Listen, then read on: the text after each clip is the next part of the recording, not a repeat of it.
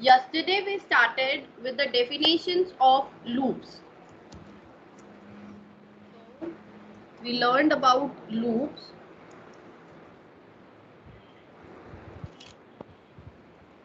Now it's visible maybe. So we learned about three loops in C, that is do while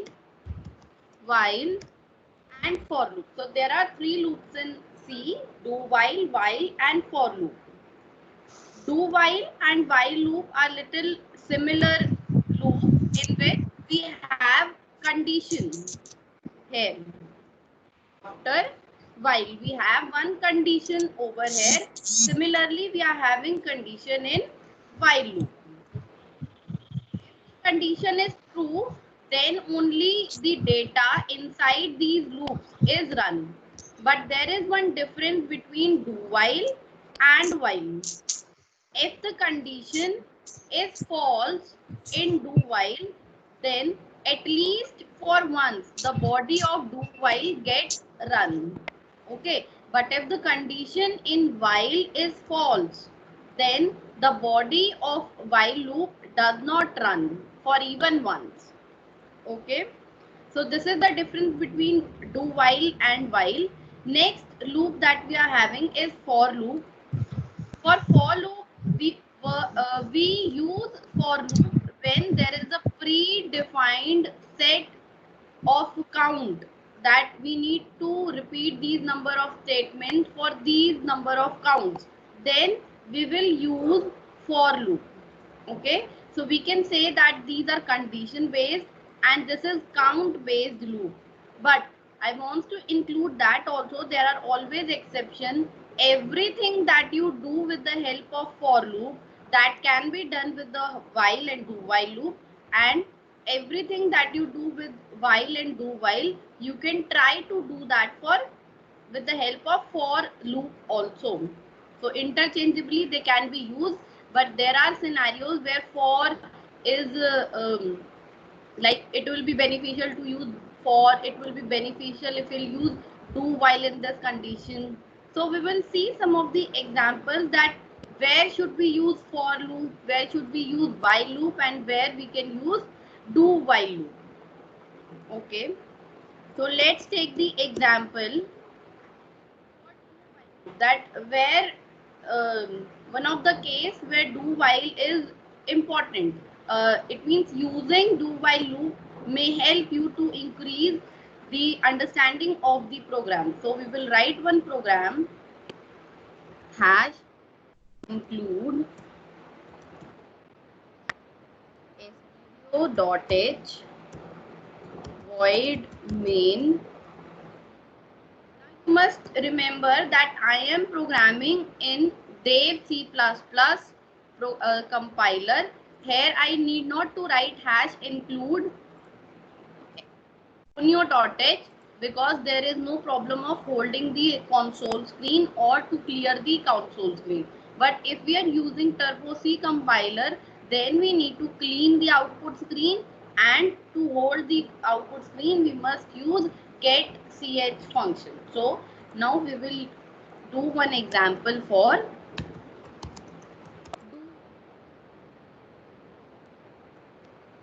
so we are taking that example that we need to run the loop till 0 is entered.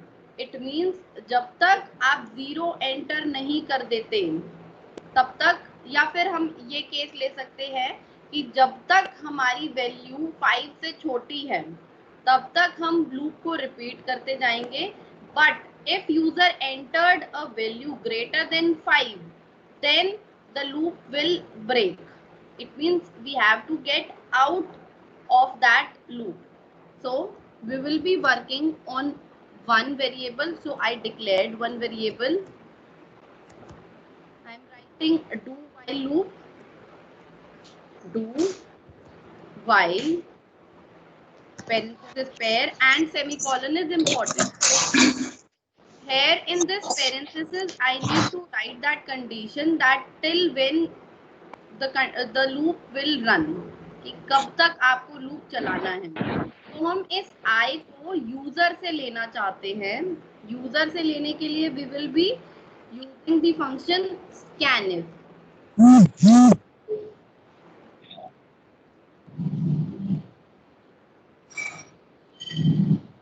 Ampersand I and percentile D is the format specifier for this I reference variable, that is integer. Okay. Let's print this after taking from the user.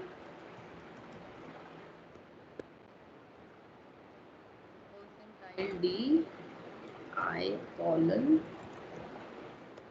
T just to beautify the output, and I over here we will write one statement over here also, that printf.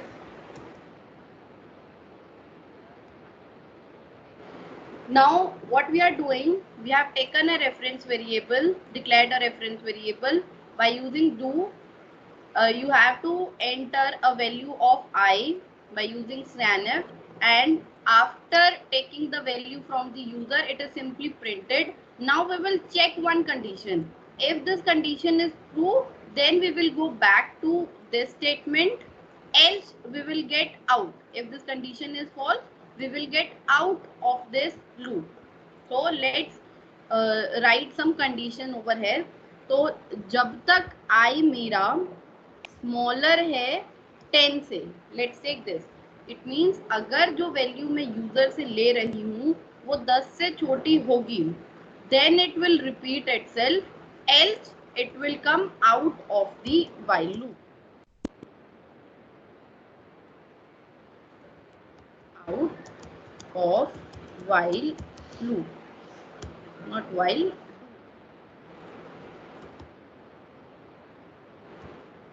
So let's run this. First of all, we have to store this, so I'm writing do while dot c. It's getting run. So enter I. So if I entered the value less than 10, then only it will repeat the loop. If I press the value greater than 10, it will break the loop, or it will get out of the do while loop. So let's enter 2. So I is equal to 2, and it's again asking for the value. So I am entering 5. I is 5, and it is again saying to enter one more value for I. So now I am entering 11. It must break. So it printed the value 11. It got out of the do while loop. Okay. So this is do while. Now if in the case I am running this program, and for the very first value I am writing the value 11. So 11 is greater than 10. So it will print the value 11, but on the later part it will get out of the loop. So what's happening here? I have entered the value that is making this condition false. Still this loop is working. Why this loop is working? Because the condition is checked later on, after the execution of the content of do while loop. So this is the main difference between do while and while. Now if we program this for while, then what will happen? Let's program it here only. While, it means अब हम एक while loop बनाएंगे जिसके अंदर हम check करेंगे scanf करने के बाद कि अगर ये वैल्यू 10 से छोटी है, then we will make it again scanf, else we will get out of the while loop. So let me make comment this. Multi-line comment के लिए we need to use slash r, और उसके बाद आपका content शुरू होता है, then after that star slash. Now this part is comment. It means compiler will not read this part. So control X, I'm putting it here just to clear the vision. Now we need to make a while loop. So first of all, what we will do outside while, we will make user enter one value. Now we will check if this I is smaller than 10, then only it will get inside of the loop. Otherwise it will not get inside of the loop, it will get out of the loop and the later part of the program will get run. Now if the value is true, it means the scanned value is smaller than 10, then we will say first of all this value, and then we will say that again enter the value.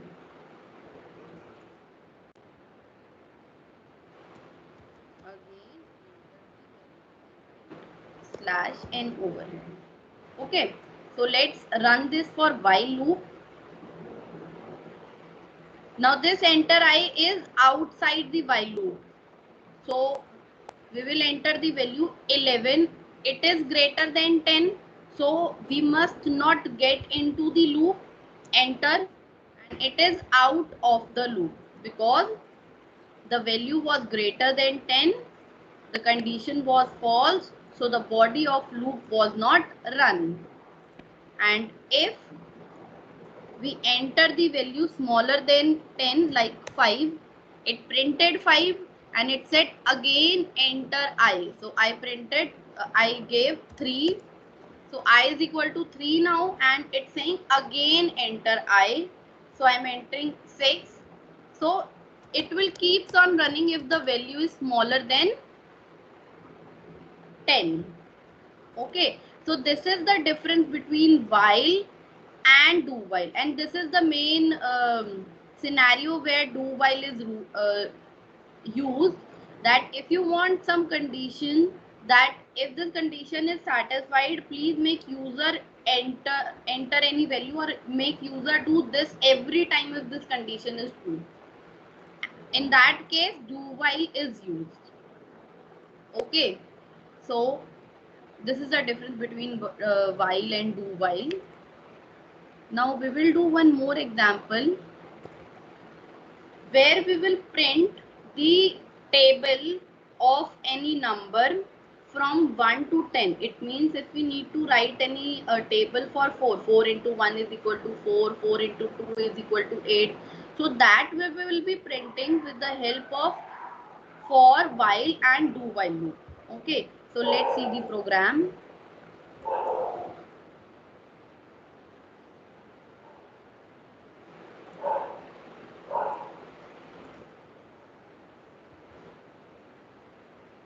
So I have made the program in which I am entering one number and the table will be generated for this number. So I am changing it to NUM.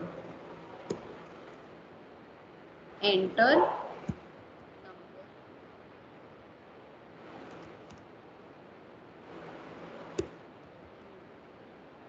Okay. Now I have to produce the table for this number with the help of while, do while and for loop. So first of all we are doing it with the help of while. So for while loop where we will write the condition over here. So अभी हमें इस number के लिए table बनाना है.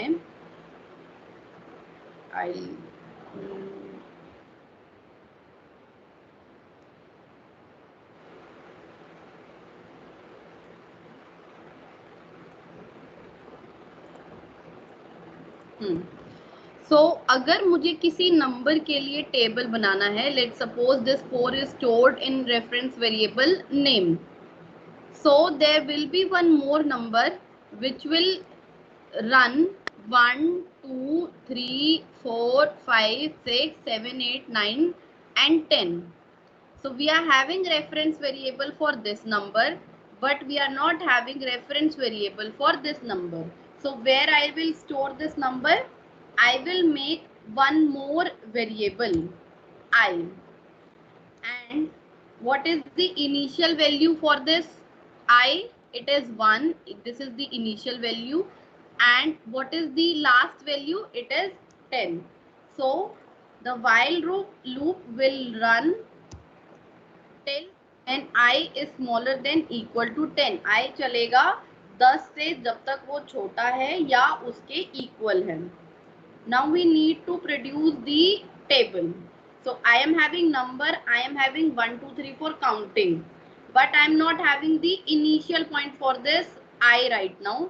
So I will initialize it by using I is equal to 1.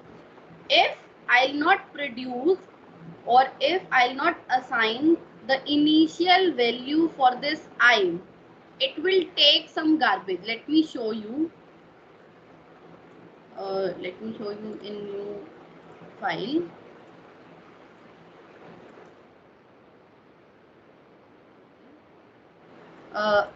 I am not initializing these numbers, but I am trying to print these numbers.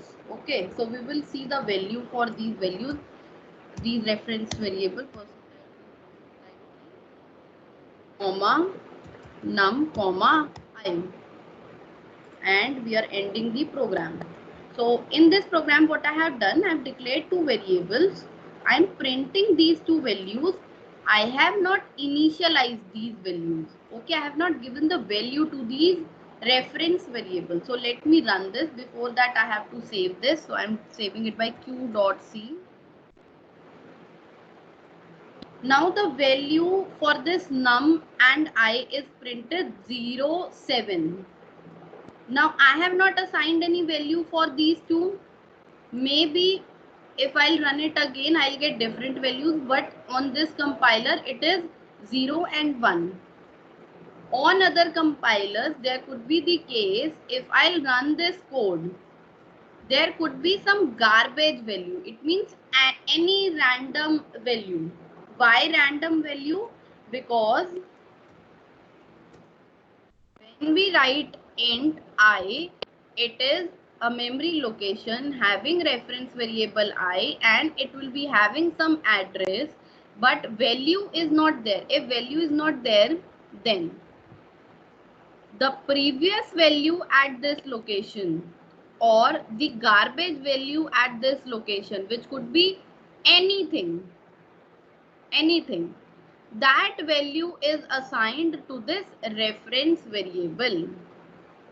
Okay, so if you are trying to print a value and you have not given the value for that reference variable, then the output could be any value.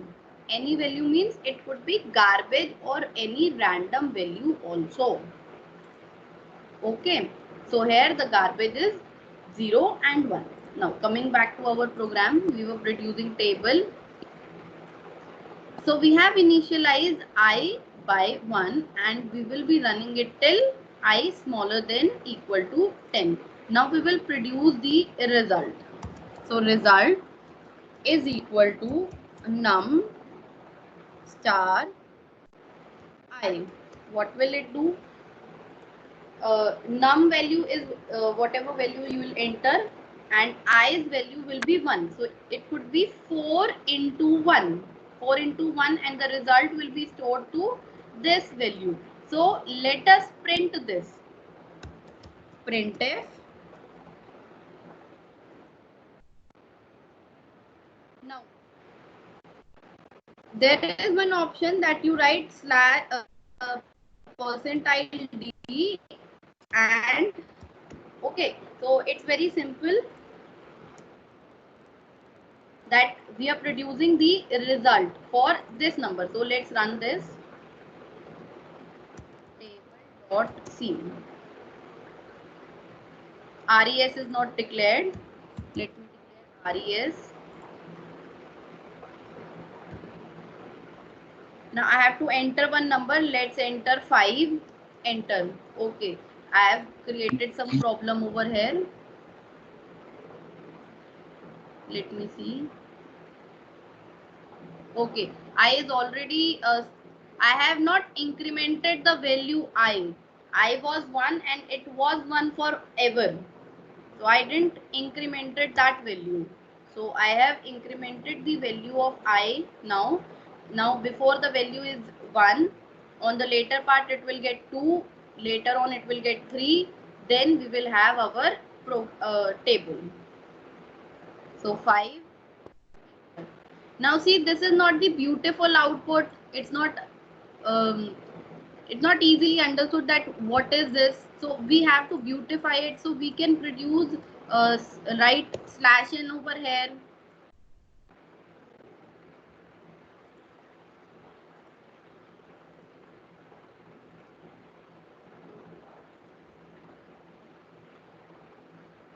So 5, enter. Now the table is visible, that is 5, 10, 15, 20, 25. Now what if you want to write it like this? 4 into 1 is equal to 4. Okay, so what we can do, we can change it like here. Percentile D, this will be for 4 or the number, multiply by percentile D, this 1, 2, 3, 4, space is equal to space, and this percentile will be for the result. On the same, in the same order, you are writing this, you need to write the reference variable here. So we will write num comma I comma res. This is the same order we want for this equation. So we are running this and we are writing 5. Now the beautiful output is here, that 5 into 1 is equal to 5, 5 into 2 is equal to 10, and till 5 into 10 is equal to 50. Okay, so the table is generated, beautiful table is generated. It means with the help of loop you can beautify also, but there you need to think that what formatting I must do. Okay, now if there is any problem regarding this, then you can ask, or I'll move to do while loop. Do while loop will be same as this, so I'm copying this.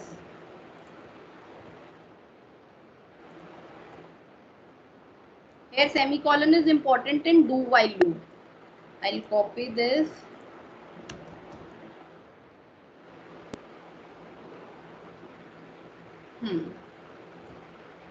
I'm commenting it slash star star slash, and I'm running it. If there will be any problem, it will show. So enter any number, 6 I have entered, and the output is generated for this do while loop. So do while is very much similar to while loop. I have done nothing, I have just copy pasted the code according to the syntax of do while loop. Okay, so these both are done. Now we need to produce the table with the help of for loop. So let me comment it while loop.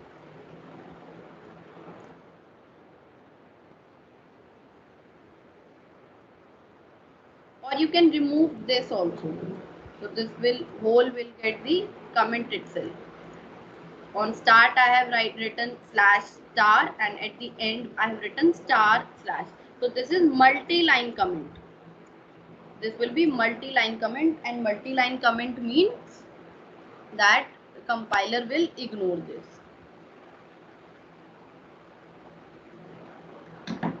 Now we will produce the table with the help of for loop.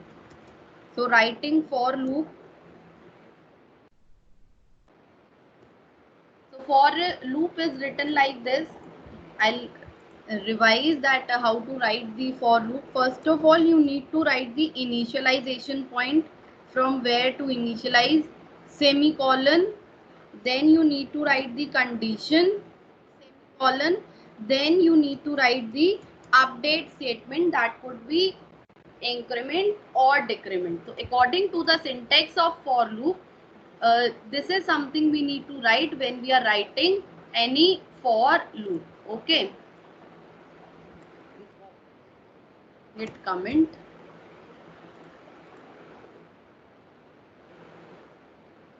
Now we need to initialize it. So to initialize, we must declare the variable. Now I need not to initialize this I here. I can initialize it here. I is equal to 1, and what will be the condition? I is smaller than equal to 10, and the update will be done here I plus plus. So in one single statement, I initialized, I ended, and I applied the increment or decrement. Now I need to write this statement. I copy pasted it again. So result will be num into I, and printf statement will be same. So let's run this.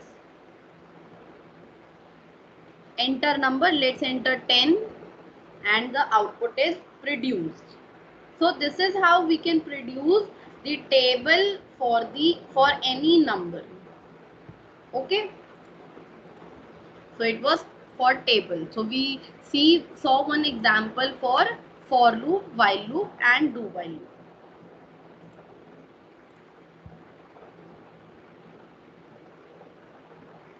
Okay, next example is for factorial. So one thing is that I can write it my own, and other is that I'll show you it here, that I have written already. So I'll show you it here.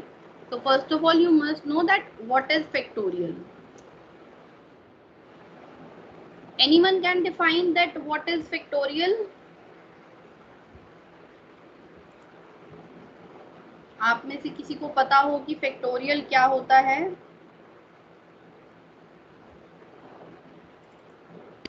There are 77 students. Anyone who can define?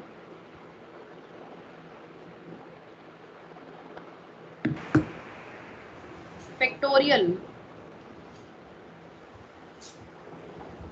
किसी number के multiples find out करना. Number के multiples मतलब ये किसी और को समझ नहीं आया होगा. If 5 is the number, what is the factorial? हाँ मैम, फॉर एग्जाम्पल जैसे 5 फैक्टोरियल निकालना है तो वो हो जाता है 5 into 4 into 3 into 2 into 1. Yes, very good. Thank you. So it means that if you want to produce the factorial for 5, then it will be 5 factorial. So starting from 5 till 1, every number in between will get multiplied. 5 into 4 into 3 into 2 into 1. So this we need to do with the help of for loop or while loop or do while loop. Okay, so this we will be producing.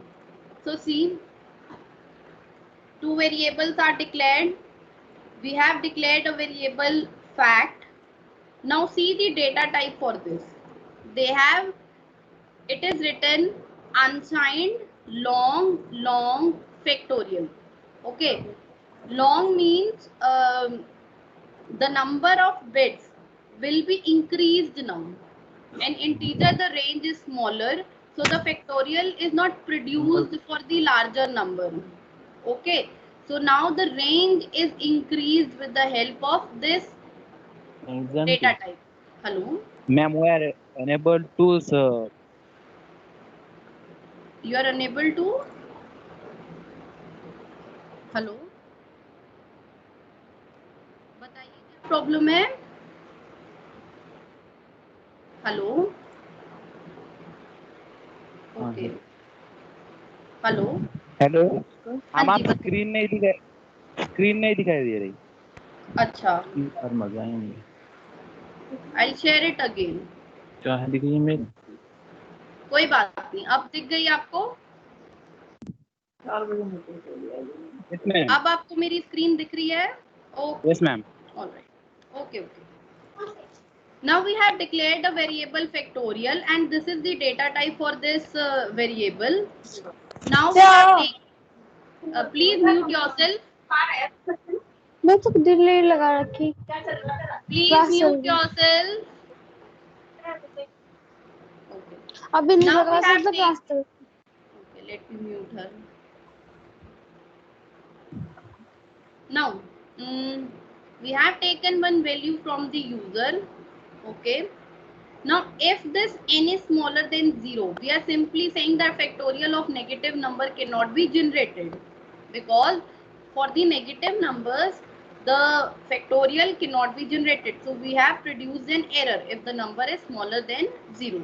Else, it means if the number is greater than 0, then we will be producing the factorial. Okay. So here we have written a formula. How we have written this statement, we must know. So we'll go to this part.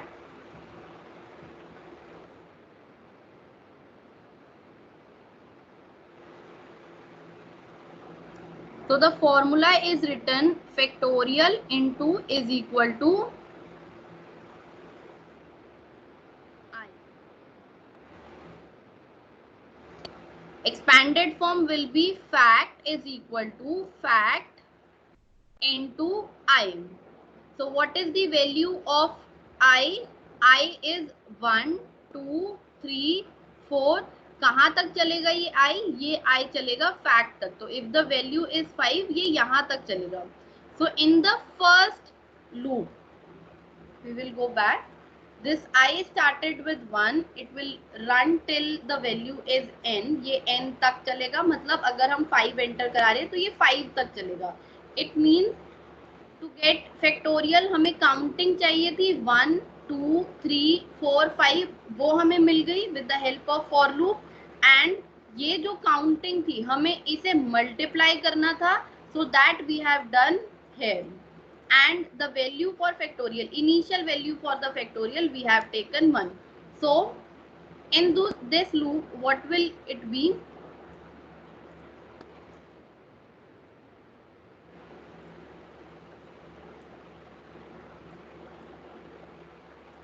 I'll show you, just wait.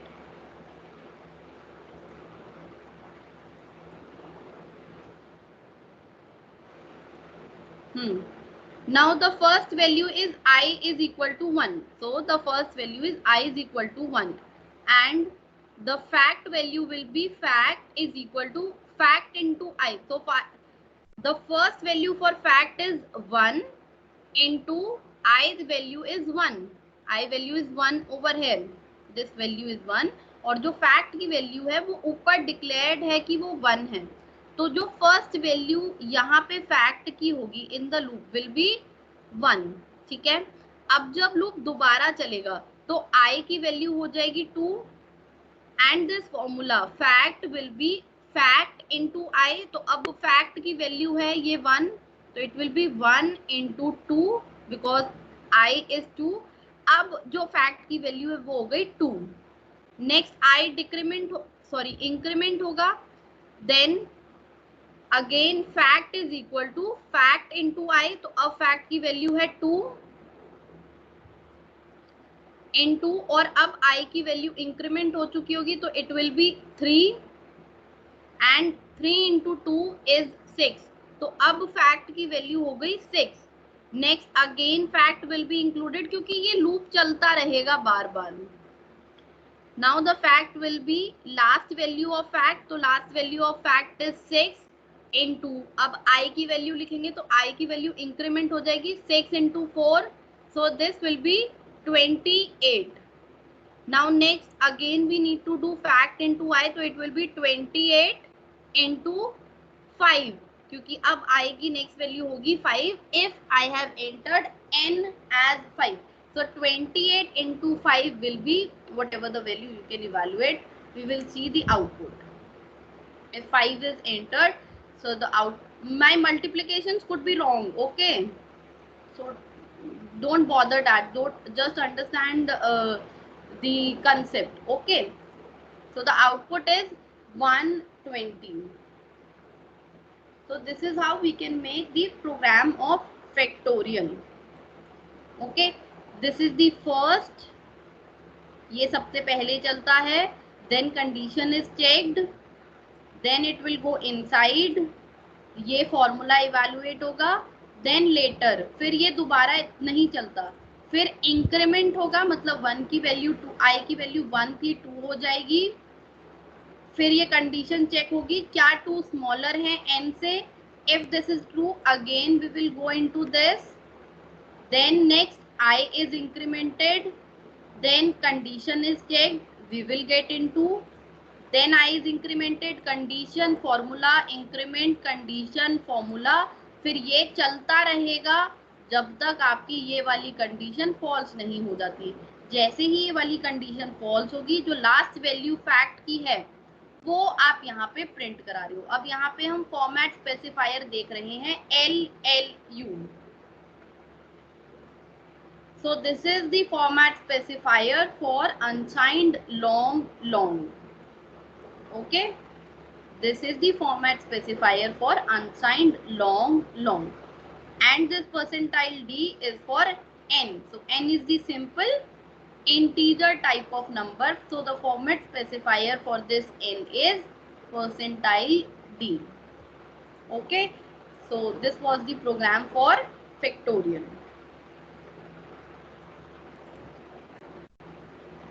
Now I have made one more program. Let's run this and I'll show you something.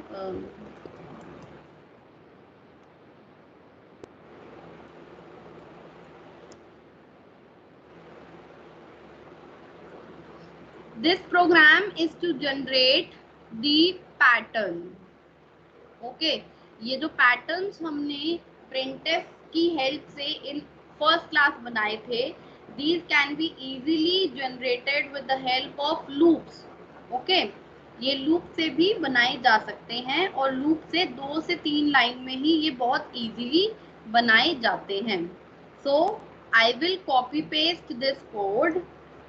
n is equal to 5, हम इसको 3 ले लेंगे जब हम example करेंगे. So I am copy pasting this control.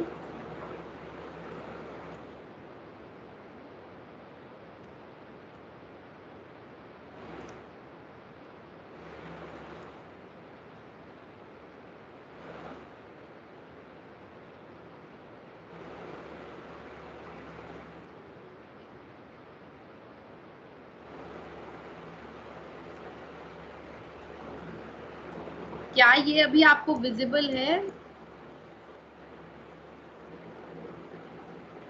So I will run this code now.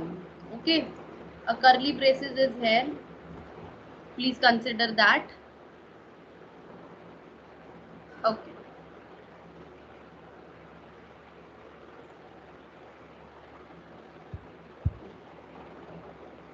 A curly braces is here.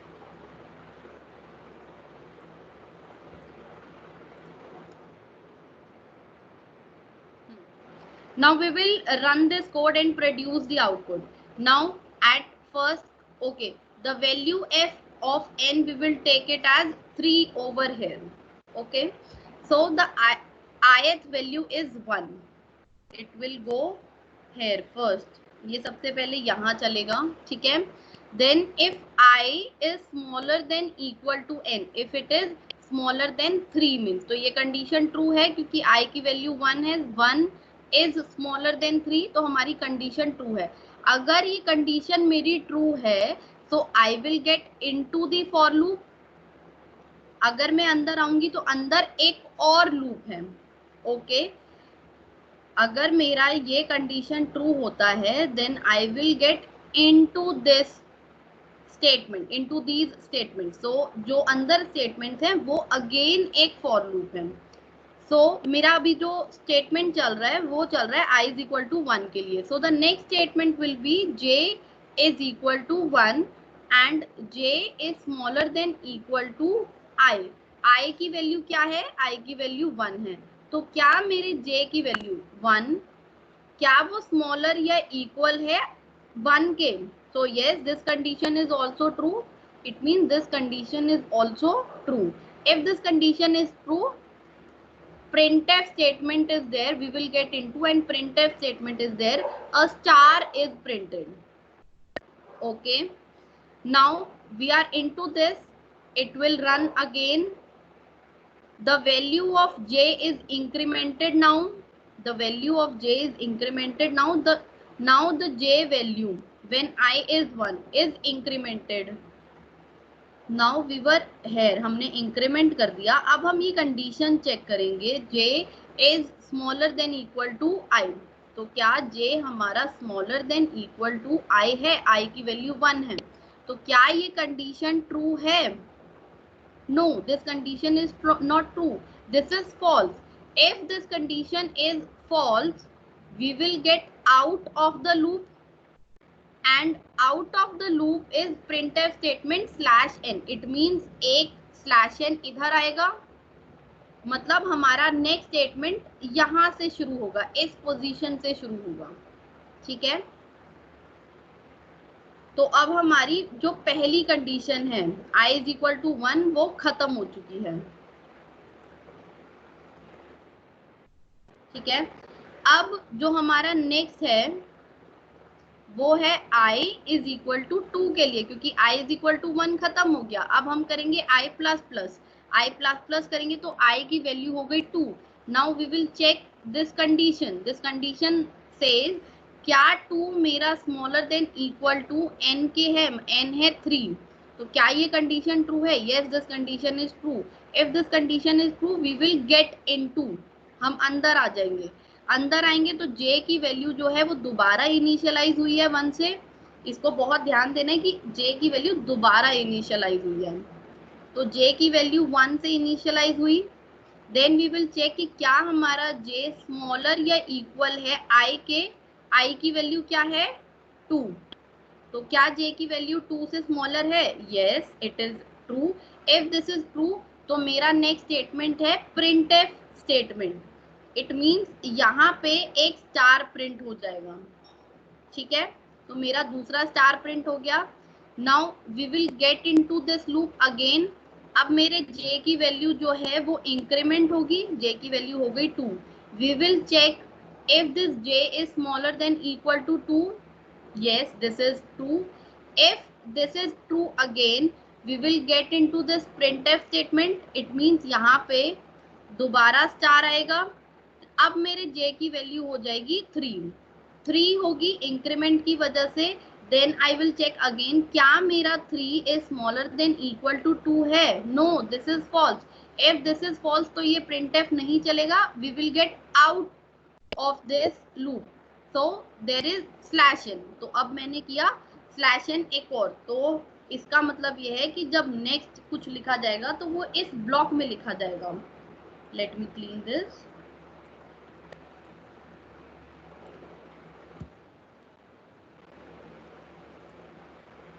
अब i की value मेरी 2 थी, इंक्रीमेंट होगा, i की वैल्यू मेरी हो गई 3.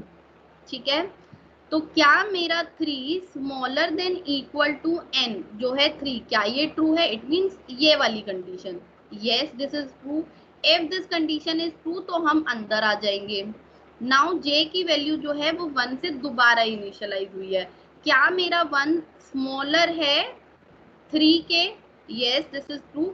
इफ दिस इज ट्रू तो printf स्टेटमेंट चलेगा, एक स्टार प्रिंट हो गया. अब मेरे j की वैल्यू इंक्रीमेंट होगी, इंक्रीमेंट होके हो गई 2. अब ये 2 चेक होगा क्या ये 3 से छोटा है या इसके इक्वल है. Yes, this condition is true. It means this condition is true. Next printf will run. So एक स्टार और प्रिंट हो गया. अब मेरे j की वैल्यू हो गई 3. क्या मेरा 3 स्मॉलर या इक्वल 3 के है? Yes, it is true. If it is true it will print f star. It printed.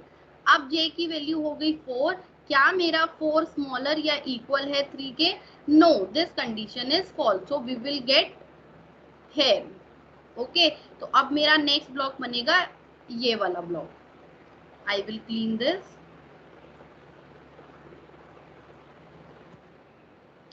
अब जो i की वैल्यू 3 थी, अब जो i की वैल्यू मेरी 3 थी वो हो जाएगी 4. पर क्या 4 स्मॉलर या इक्वल है 3 के? ये वाली कंडीशन. क्या ऐसा है? No, this is false. If this is false तो हम अंदर ही नहीं आएंगे. अंदर नहीं आएंगे तो इसका मतलब है हम यहाँ आ जाएंगे. तो till then our pattern is printed, that is star, then in next line double star, in next line triple star. Okay, so this is how these statements will print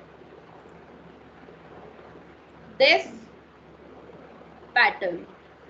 Okay, now you can change the value of n over here. One more thing, you can take this value from the user. It means you can scanf for this n value. It totally depends on you कि आपको वो value user से लेनी है, अपने आप programme में लिखवानी है, ये आपका पूरा मन है. Okay. Now we have done some of the examples on loop.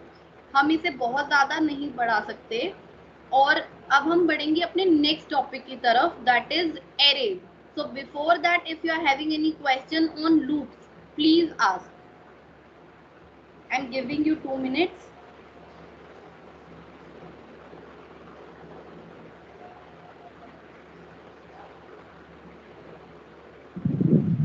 Ma'am कल मैंने आपको एक क्वेश्चन किया था कि प्रोग्राम टाइप करने के बाद वो कर्ली ब्रैकेट लगाना वो इम्पोर्टेंट है या नहीं? Yes, thank you for your question. तो आपका क्वेश्चन है कि क्या मैं यहाँ पे करली ब्रेसेस लगाऊं या नहीं लगाऊं, राइट? और you wants to add something to your question? No ma'am. Okay. अब इनका क्वेश्चन ये है कि क्या मेरा यहाँ पे करली ब्रेसेस लगाना जरूरी है या यहाँ पे या यहाँ पे या कहीं पे भी. If I am using curly braces, are these important? So the answer is yes. Why the answer is yes?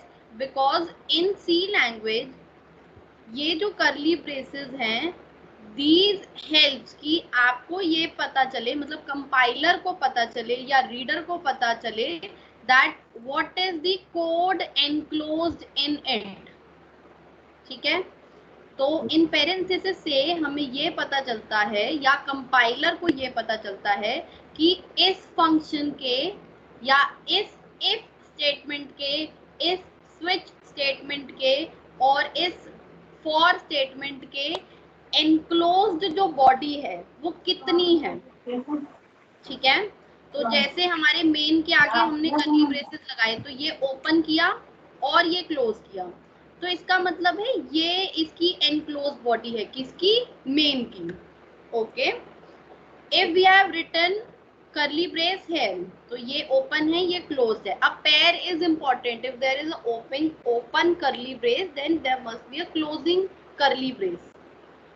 So if these are opening and closing curly brace, so इसका मतलब है it is identifying this area that this whole area is under this for loop. Similarly, this whole area is under this while loop. Similarly for others. Okay. Now I'll add one more thing. There are some scenarios जिसके अंदर अगर आपके पास single statement है, जैसे इस for loop के पास सिर्फ एक सिंगल स्टेटमेंट थी, तो there is not a necessity कि आप यहाँ पे करली ब्रेस लगाएं. It is not a necessity over है अगर सिंगल स्टेटमेंट है. अभी फिलहाल मेरे प्रोग्राम में रनिंग में कोई प्रॉब्लम नहीं आएगी. It will run as it is, जैसे पहले चल रहा था, क्योंकि मैंने करली ब्रेसेस लगाए हैं. पर अगर आपके पास फॉर लूप में, व्हाइल में, इफ में एक सिंगल स्टेटमेंट है, तब आप इन करली ब्रेसेस को इग्नोर कर सकते हैं. But this is not in the case of function declaration. अगर आप कोई फंक्शन बना रहे हैं तब आप करली ब्रेसेस हटा दें, इट इज नॉट डन. ठीक है, only in the case of if, for and while. अगर उनके अंदर सिर्फ सिंगल स्टेटमेंट है, there is no longer body enclosed, then you can remove these curly braces for single statement only. So that is why these curly braces are used in C. There could be other languages where there is no concept of curly braces. जैसे मैं आपको बताना चाहूंगी, क्योंकि आप पढ़ने भी वाले हो पाइथन में करली ब्रेसेस का कंसेप्ट नहीं है, तो वहां पर जो आपको ध्यान देना होता है वो इंडेंटेशन का देना होता है. जैसे ये इंडेंटेशन है, इस फॉर के अंदर ये वाली बॉडी है, ये आपको कैसे पता चल रहा है? क्योंकि ये थोड़ा ब्यूटीफुली लिखा हुआ है. अब ब्यूटीफुली का मतलब है इंडेंट करा हुआ है. अब आप इस प्रोग्राम को देख के सीधा से समझ सकते हो कि ये फॉर इसके अंदर है, ये printf इसके अंदर है, ये printf इस for के बाहर है, ठीक है। तो पाइथन के अंदर there is no concept of curly braces, indentation is used. That's why I am telling you that you must learn indentation for your programs. Okay, is there any other question for loops? Else we will move to some, we'll move further. We are having many more topics actually.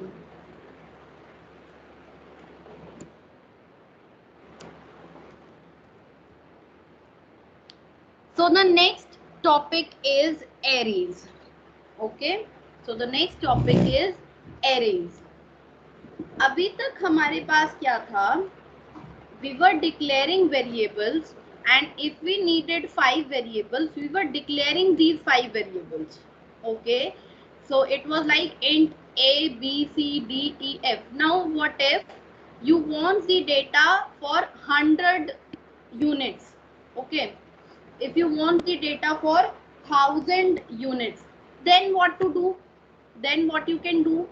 You cannot declare hundreds of variable, you cannot declare thousands of variable. Now if you are able to even declare, how will you manage them? आपको कैसे याद रहेगा A किसका है, B किसका है? Every time you need to see the reference manual कि A किसका है, B किसका है, C किसका है, ये Z किसका है.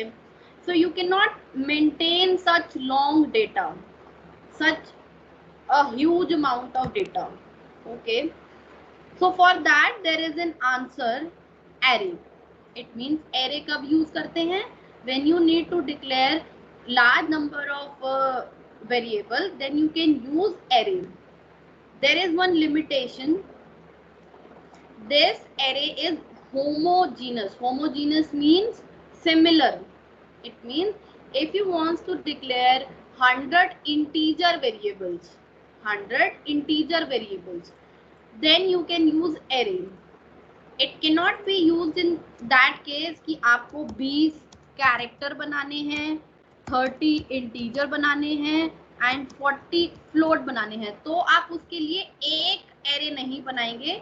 There will be one array for this, one array for this, and one array for this. It means for this type of data, there will be 3 arrays, because array is a collection of homogeneous data. It is a collection of homogeneous data. Okay, ये चीज आपको समझ में आई? It means अगर आपको 100 integers बनाने हैं, तो इट मीन्स ये जो 100 एलिमेंट्स होंगे ये सारे ही इंटीजर टाइप के होंगे. Then in that case we can use arrays.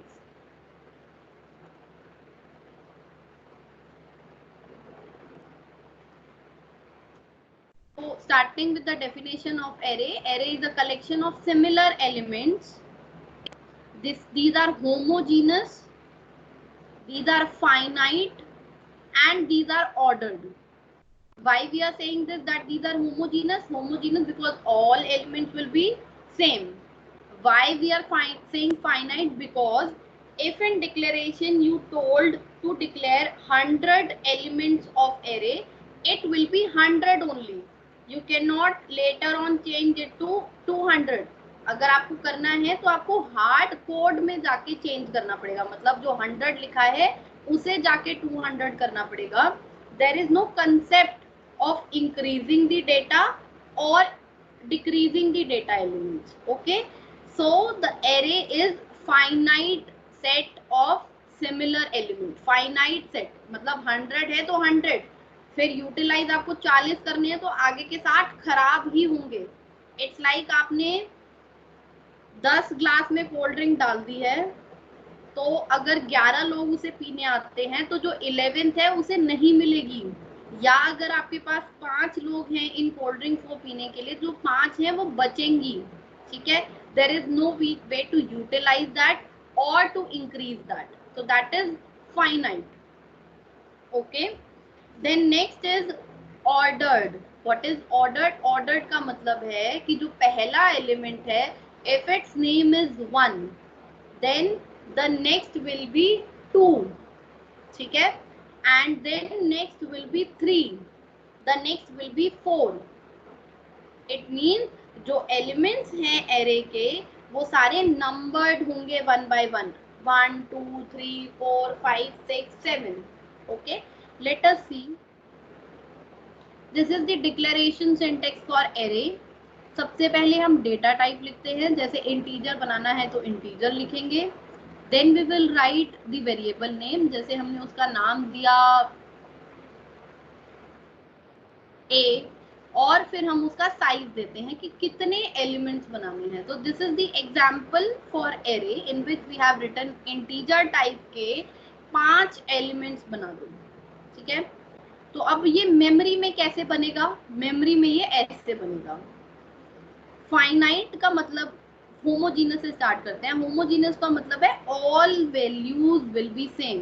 Data type, ये सारी वैल्यूज इंटीजर डेटा टाइप की हैं. फाइनाइट का मतलब है if you have declared 5 then there will be a of 0 1 2 3 4. Okay, तो इसका काउंट हो गया 1 2 3 4 5, तो इसका काउंट 5 ही रहेगा. ऑर्डर्ड का मतलब है, मैंने आपको बताया था कि जब भी कोई वेरिएबल डिक्लेयर होता है, इंट आई करते हैं, तो उसका कोई एड्रेस होता है. अब जैसे आपके घर का एड्रेस है 162, तो जो आपकी नेक्स्ट बिल्डिंग है उसका एड्रेस क्या होगा? 163. पर आपके पड़ोसी ने अगर 2 घर खरीदे, मतलब मान लो कि आपकी कॉलोनी में जो घर बने हुए हैं वो हर घर का यूनिट जो है वो 2 प्लॉट से मिलके बना है. It means 162 and 163 is one room. Okay, and the later will be 164 and 165 together. It means every unit in your colony is utilizing 2 units. That means कि अगर पहला 2022 है एड्रेस और ये 2 यूनिट ले रहा है, क्यों मैं ये कह रही हूँ? क्योंकि इंटीजर 2 बाइट्स का होता है in C language. In C language integer is of 2 types. तो अगर पहला मेरा 2022 है तो next will be 2024. Again it is utilising 2 units, so the next will be 2026, next will be 2028 and next will be 2030. all right, so internal structure आपको समझ में आया एरे का? प्लीज इसे देखिए और समझिए ये क्या लिखा है. इसमें अगर आपको कोई क्वेश्चन है माइंड में तो बताइए.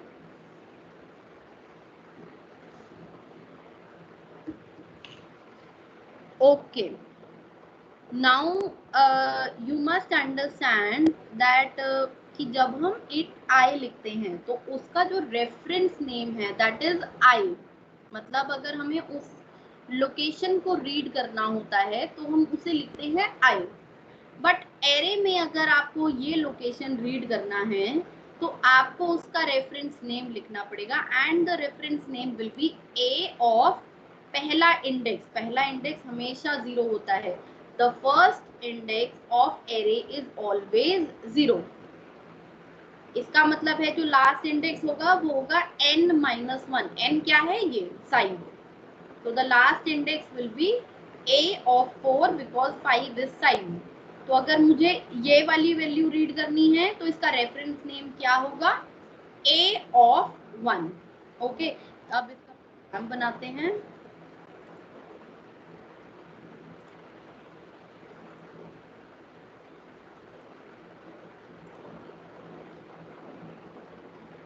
let me copy some data.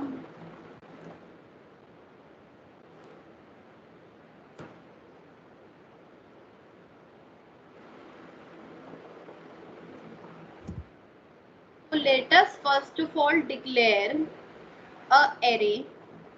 देखते हैं कि कैसे डिक्लेयर करना है. तो हम एरे को डिक्लेयर कर सकते हैं ऐसे.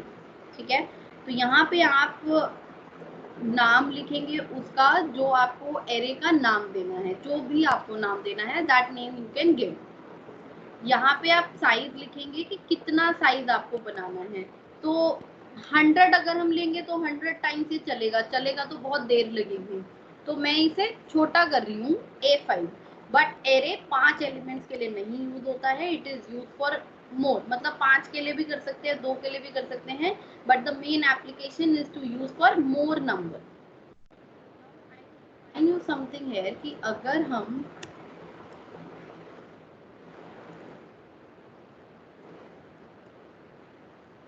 जैसे ही ये लिखते हैं और प्रोग्राम को कंपाइल करते हैं तो इसका सिंपल मीनिंग ये है कि 5 मेमोरी लोकेशंस बन जाएंगे आपके, ठीक है, 5 मेमोरी लोकेशंस बन जाएंगे जिसका एड्रेस A0 होगा, दूसरे का एड्रेस A1 होगा। ये स्क्वायर ब्रैकेट्स इंपॉर्टेंट है, स्क्वायर ब्रैकेट्स आर देयर, ठीक है। और सिमिलरली इसका जो एड्रेस होगा वो क्या होगा, दिस साइज -1, तो लास्ट वाले का होगा इधर A4, ठीक है। तो अब हम सबसे पहले इसको प्रिंट कराते हैं, एक वैल्यू को प्रिंट कराएंगे। एक वैल्यू को अगर प्रिंट कराना है तो this is one single integer value. अगर ये एक सिंगल इंटीजर वैल्यू तो हम परसेंटाइल D लिख सकते हैं, कॉमा, सेमीकोलन। अब यहाँ पे क्या लिखें, अब मैं आपको ये कह रही हूँ कि अगर आपको इसकी एक लोकेशन को देखना है कि उस पे क्या वैल्यू है, then you will write the array name in bracket, जो लोकेशन आपको देखनी है उसका इंडेक्स आप यहाँ पे लिखेंगे। इंडेक्स क्या होता है, इंडेक्स मैंने आपको बताया 0 से स्टार्ट होगा और n-1 तक जाएगा। तो अगर आपको थर्ड लोकेशन देखनी है तो आप कौन सा इंडेक्स लिखेंगे, 2। I have written 2।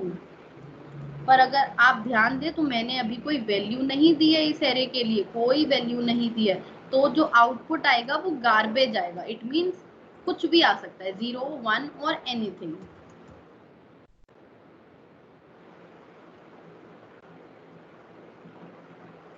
So the garbage is here 47. It means इस एड्रेस पे जहां पे ये A of 2 स्टोर्ड है वहां पर कोई 47 वैल्यू हो सकता है पहले से पड़ी हुई। ओके, तो this is the garbage value. All right, now if you want to read A of 4, I've run it, then again 47 is printed. तो हो सकता है कि उधर कुछ ऐसा ही पड़ा हो जहाँ पे 47 वैल्यू आ रही हो। So it is just a random number, it could be same, it could be different or it could be anything. One more thing I wants to tell you, अभी मैंने कहा कि एरे जो है वो एक finite type of data type है। Okay, तो अगर मैंने 5 लिखा है तो इसका मतलब है कि जो इंडेक्सिंग होगी वो 0 to 4 होगी। इफ दैट इज 0 to 4 तो A of 5 पे क्या होगा, ठीक है। तो A of 5 पे क्या ये एरर देगा या ये क्या दिखाएगा, अब मैं आपको बताती हूँ कि A of 5 पे क्या दिखाएगा। ये तो आप बनाओगे, पर A of 5 कंप्यूटर के अंदर इस लोकेशन के बाद वाली लोकेशन होगी,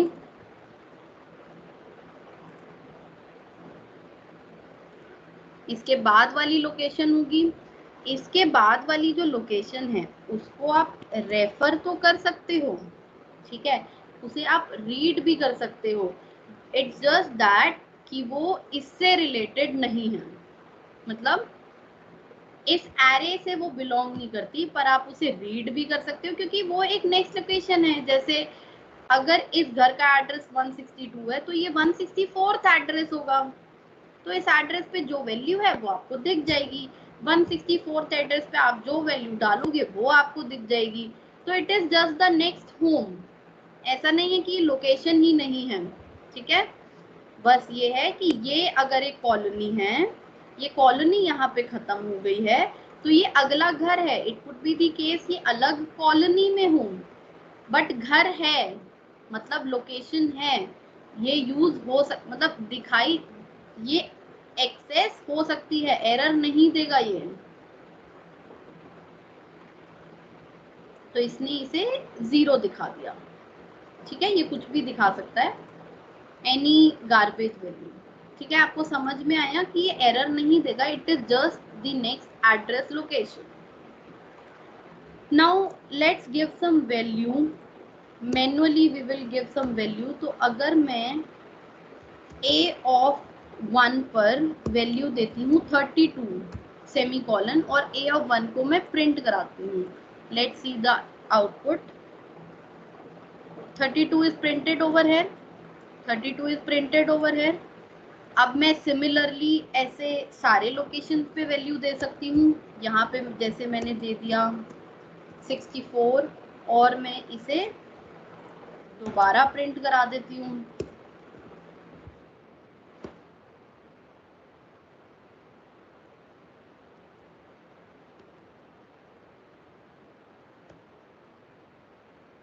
I am printing it.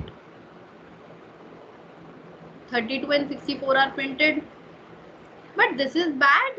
अभी तो हमने ये बोला था कि हमें मल्टीपल वेरिएबल डिक्लेयर नहीं करने, उन्हें 1 by 1 एक्सेस नहीं करना. अगर हम ऐसे करेंगे और यहाँ पे 100 वैल्यू होगी तो हम क्या 100 वैल्यू को वैल्यू देंगे? No, this is not done. So we are not ought to provide the values for the array like this. We are not ought to read the values of array like this. This is bad habit. It is just to make you understand that this is how it can be read, but this is not something we need to learn. Okay, so I am removing this. Now I have declared the array. Now I want to print all the values if the values are given.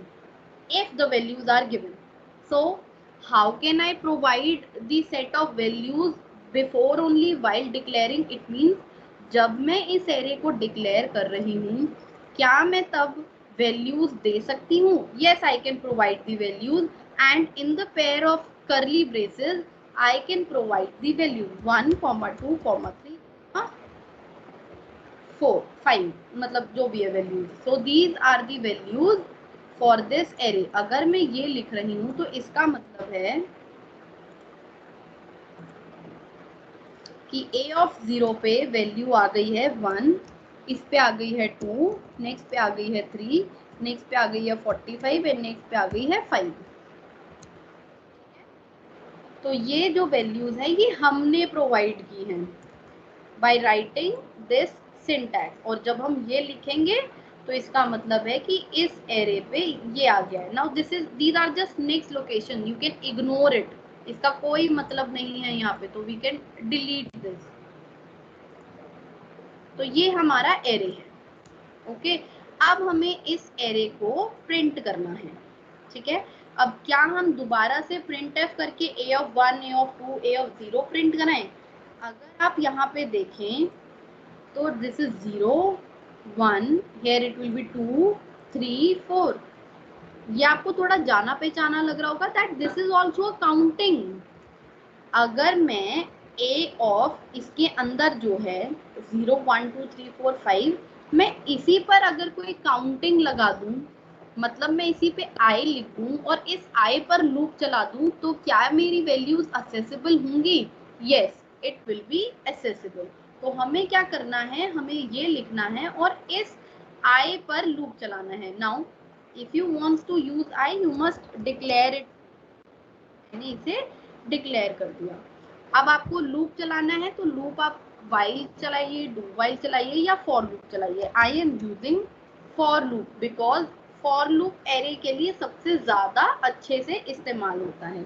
तो i is equal to, पहला index क्या है? The first index is 0. Semicolon after initialization, semicolon is important. i is smaller than, कहाँ तक चलाना है हमें? 5 तक, बट 5 को इंक्लूड नहीं करना है. 5 is not included, the last index is 4. तो अगर हम i इज स्मॉलर देन 5 लिखते हैं तो 4 will be there but 5 will not be there. Next हमें इंक्रीज करना है i प्लस प्लस, क्योंकि 0 है, 0 प्लस 1 करना है, फिर 1 प्लस करना है, फिर 2 प्लस करना है, ऐसे करना है. नाउ अगर मेरे पास सिर्फ एक स्टेटमेंट है आफ्टर फॉर, तो आपके पास ऑप्शन है कि आप करली ब्रेसेस यूज करें या नहीं करें. तो if I am having only one statement, then मैं चाहूँ तो करली ब्रेसेस नहीं यूज करूँ. I am not using. तो अब मुझे क्या करना है, इस a ऑफ i को प्रिंट करना है. अब ये जो हर a ऑफ i वैल्यू होगी, it will be a of 0, a of 1, a of 2, a of 3. So at every a of I, what is this value? This is a simple single integer value. तो हम यहाँ पे data type क्या लिखें? Percentile D. Okay, let's run this. So the values outputs are written over here: 1, 2, 3, 45 and 5. If you want to beautify it, we are writing slash. अगर हम ये चाहते हैं देखना कि अब मेरा ऐसे आउटपुट है, a of 0 की वैल्यू ये है, a of 1 की वैल्यू ये है, a of 2 की वैल्यू ये है, तो we can write it like this: a bracket, दो ब्रैकेट आ गए, इसके अंदर हमें परसेंटाइल डी लिख देते हैं, कॉलन, ये तो हो गई हमारी a of i, ये i क्या है, ये परसेंटाइल d क्या है, i कॉमा. ठीक है, तो अब देखो हमारा आउटपुट कैसे आएगा. मैं इसको स्लैश टी की जगह स्लैश एन कर देती हूँ, तो वो नीचे आएगा. तो now the output is this: a of 0 पर 1 है, a of 1 पे 2 है, a of 2 पे 3 है, a of 3 पे 45 है एंड a of 4 पे 5 है. ठीक है, ये चीज आपको समझ में आई. नाउ अभी हमने क्या किया है, एरे को डिक्लेयर किया, हमने उसे values the by using for loop. I have printed all values. Now अब हमारा नेक्स्ट क्वेश्चन है कि क्या मैं ये सारी वैल्यूज को यूजर से ले सकता हूँ? Yes, you can take. To take the values from user, this same loop will be use. पहले हम वैल्यूज यूजर से ले लेते हैं. यूजर से लेने के लिए we will be writing scanf.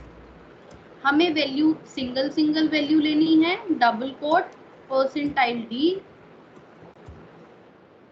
Comma ampersand is always there, a of 0.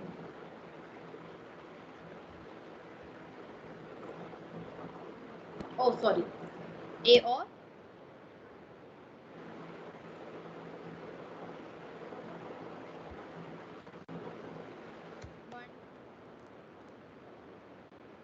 So I have given the inputs, these are the inputs and then these are printed over here.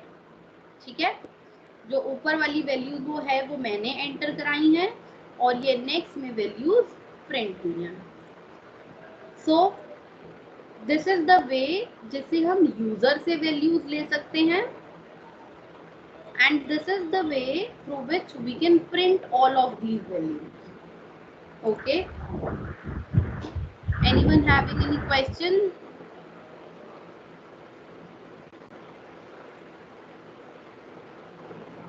Now I am having some of the questions. These are changed for 2-bit but we will be doing it for 1D.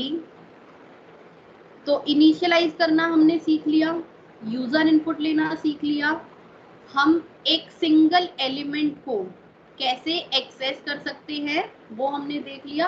अब हम करते हैं उसे change. मतलब अब मैं चाहती हूँ यूजर ने जो भी वैल्यू दी हो, a of 3 पर जो वैल्यू रहे वो 100 रहे. ठीक है, मतलब यूजर कुछ भी एंटर कराता रहे पर a of 4 पर जो वैल्यू है वो 100 रहे. ठीक है, तो ये चेंज कर देगा. मैं एक printf statement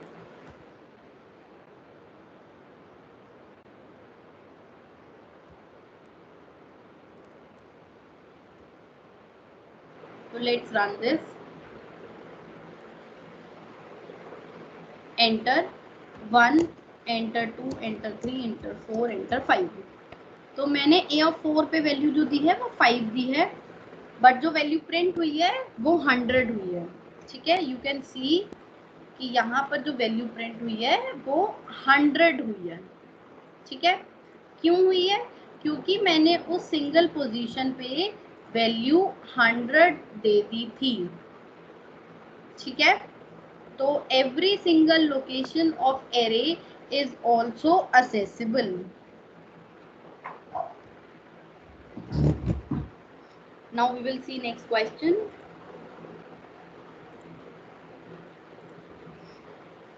Next question is this, that add 3 to each element of array. Add 3 to each element of the array. इसका मतलब मैं जो भी वैल्यू दूं उसके अंदर आई वांट कि इस वैल्यू में 3 ऐड हो जाए. इट मीन आप इसको डबल भी कर सकते हो, या फिर आप ये कह सकते हो चलो कि आपने जो वैल्यूज एंटर कराई हैं हम उसका स्क्वायर प्रोड्यूस करना चाहते हैं. स्क्वायर, ठीक है. तो to produce square this value must be multiplied by itself. तो कंट्रोल सी कंट्रोल बी, बीच में मैंने फॉर्मूला लगा दिया. अब मैंने क्या किया है, मैंने इसी प्रिंटफ स्टेटमेंट में एक फॉर्मूला लिख दिया. तो जो भी इवैल्यूएटेड आंसर होगा वो इस परसेंटाइल डी में स्टोर होगा. इसका जो इवैल्यूएटेड आंसर होगा वो सिंगल इंटीजर वैल्यू होगी. तो मैंने इसको यहाँ लिख दिया. तो ये फॉर्मूला है, ठीक है. This is also valid. तो अब जो भी मैं वैल्यू यूजर से एंटर कराऊंगी उस हर वैल्यू का मैंने स्क्वायर निकाल लिया. Enter 1 2 3 4 5. Now the output is 1 का स्क्वायर, 2 का स्क्वायर, 3 का स्क्वायर, 4 का स्क्वायर एंड देन 5 का स्क्वायर. ठीक है. Here we are having all squares. तो यहाँ पे मैंने आपको ये बताया कि मैं फॉर्मूला डायरेक्टली प्रिंटफ स्टेटमेंट में भी लिख सकती हूँ, और आप इसको करा के भी लिख सकते हैं, और फिर आप यहाँ पे RES लिख सकते हैं. these both are properly valid. पर अब इधर क्या हुआ, इधर मेरे पास फॉर लूप में 2 स्टेटमेंट्स हो गए. अब जैसे ही 2 स्टेटमेंट हुए, जब मैं इस प्रोग्राम को चलाऊंगी तो ये वाला जो प्रिंटफ है ये इस फॉर से बाहर हो जाएगा. अब इसको रन करते हैं. First of all I need to declare this RES. मैंने इसे डिक्लेयर कर दिया, एंटर कर दी वैल्यू 1, 2, 3, 4, 5. इसने मुझे सिर्फ लास्ट वैल्यू प्रिंट कराई, क्योंकि ये देखो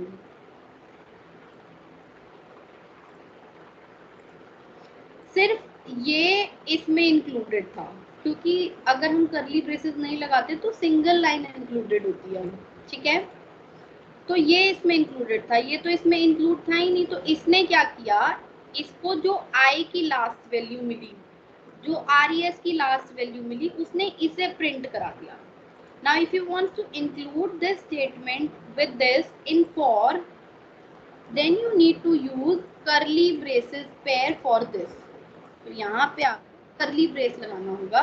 Now these 2 statements are under for. So let's run this. 1, 2, 3, 4, 5. ठीक है. तो सबका स्क्वायर आ गया. All right. इसमें किसी को कोई प्रॉब्लम?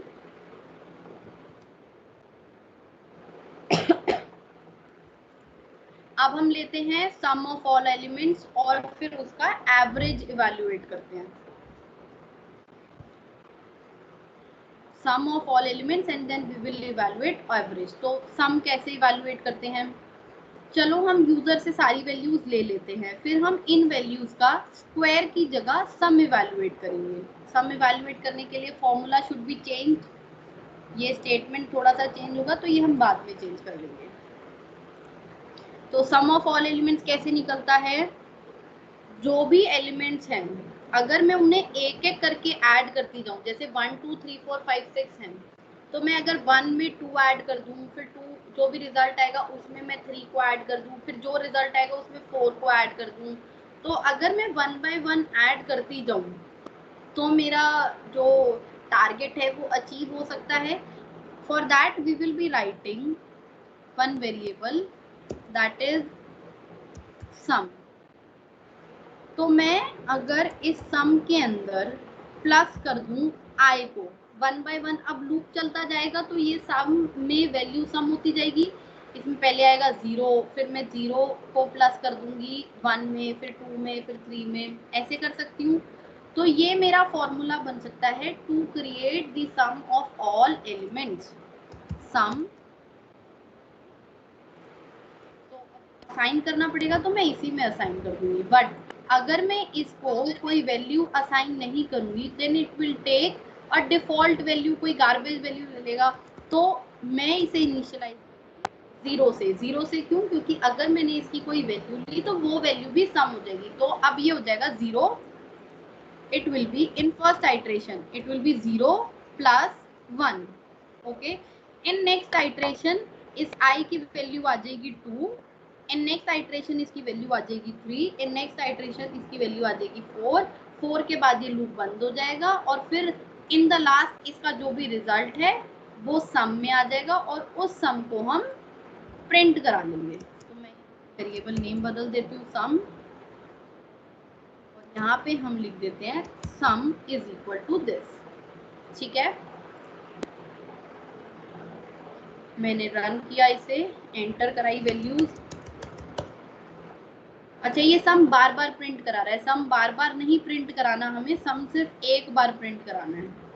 कंट्रोल एक्स, तो मैं इस सम को बाहर निकालूंगी इससे, जिससे मेरा सम एक ही बार प्रिंट हो, जो भी लास्ट वैल्यू है। 1 2 3 4, तो the sum of 1 to 5 is 10। अब अगर आपको इसी सम का एवरेज निकालना है तो सबसे पहले आपको मैम हाँ जी मैम लाइन नंबर 7 एक बार समझा दीजिए, 4 के बाद आपने लिया है 6 और 7। ठीक है 6 और 7, ठीक है। ये लूप आपको समझ में आ रहा है कि ये लूप 5 टाइम्स चलेगा? Yes ma'am. ठीक है। अब इस स्कैनफ स्टेटमेंट का मतलब क्या है? अगर मैं इधर जाती हूँ,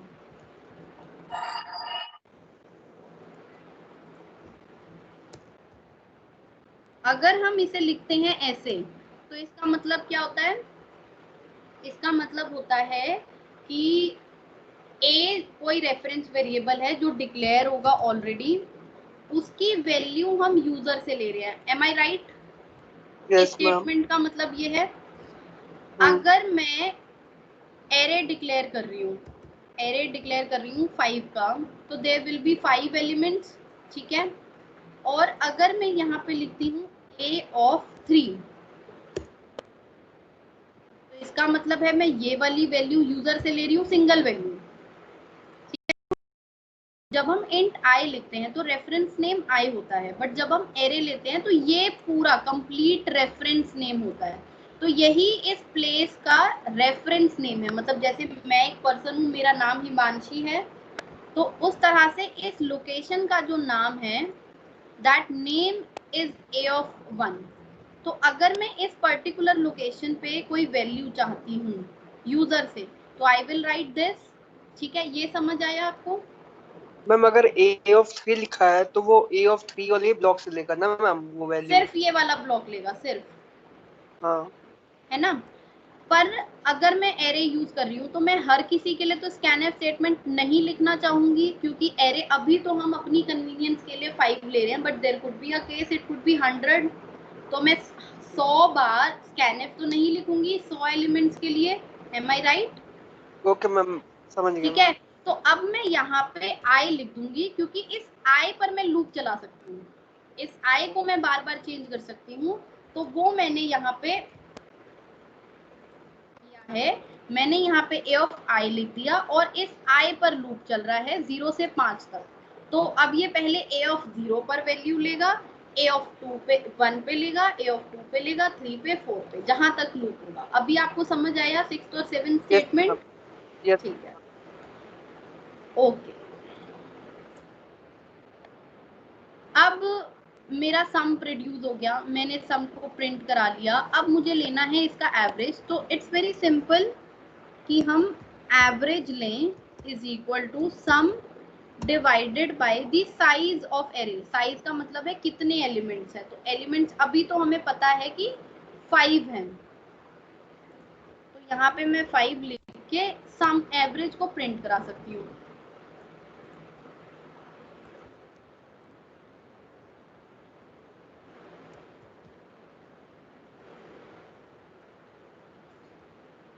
अब मैं एवरेज को प्रिंट करा देती हूँ।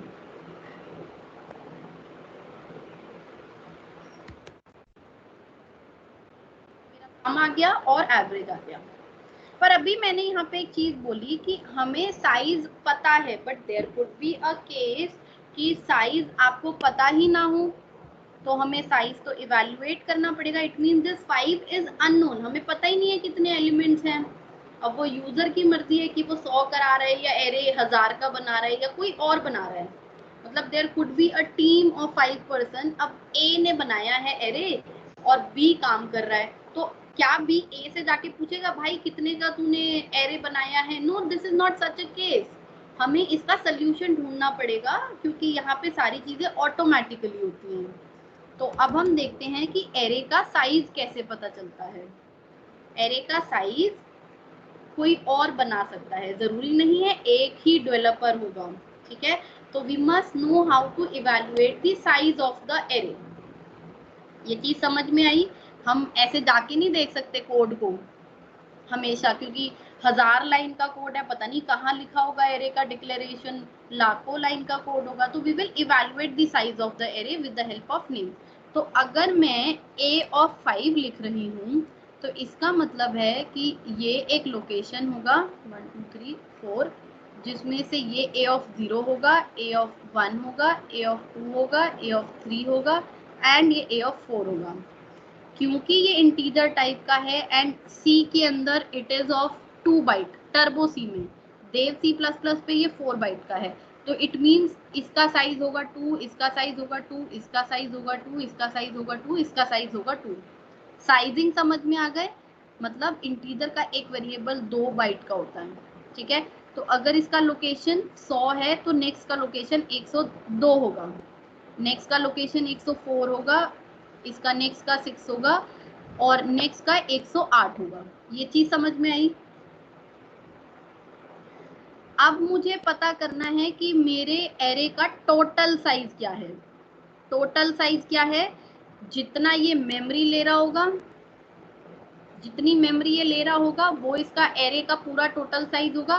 तो एरे ने जैसे लिया है 10 बाइट, तो ये पूरा जो होगा ये होगा 10। ये चीज सबको समझ में आई? अगर मैं इस 10 को डिवाइड कर दूं सिर्फ एक लोकेशन के साइज से, किसी भी एक लोकेशन के साइज से, फिर चाहे ये हो या ये हो, क्योंकि सबका साइज तो सेम होता है एरे में। तो अगर मैं किसी एक के साइज से उसको डिवाइड कर दूं तो साइज तो 2 है, तो मेरे पास जो नंबर आ रहा है क्या ये मेरा काउंट है एलिमेंट का? Are you getting this? या मैं दोबारा बताऊं? ठीक है, तो this is how we can evaluate the size of array. अब हम कैसे करेंगे ये देखते हैं। आपको अगर याद हो तो हमने साइज ऑफ पढ़ा था। साइज ऑफ अगर मुझे ए पता चल जाए तो साइज ऑफ ए तो ना ऑलरेडी पता होगा सिस्टम को कि अगर हमने एरे बनाया है तो इस एरे का साइज इतना है, तो वो सिस्टम को पता होगा और वो साइज ऑफ को इसका साइज दे देगा। तो साइज ऑफ आ जाएगा यहाँ पे 10 डिवाइडेड बाय, नीचे मुझे सिंगल एलिमेंट का साइज चाहिए, तो यूजिंग साइज ऑफ मैं सिंगल एलिमेंट का साइज निकाल सकती हूँ and I will be writing a of कोई भी न्यूमेरिकल ले लीजिए आप 1 2 3 4,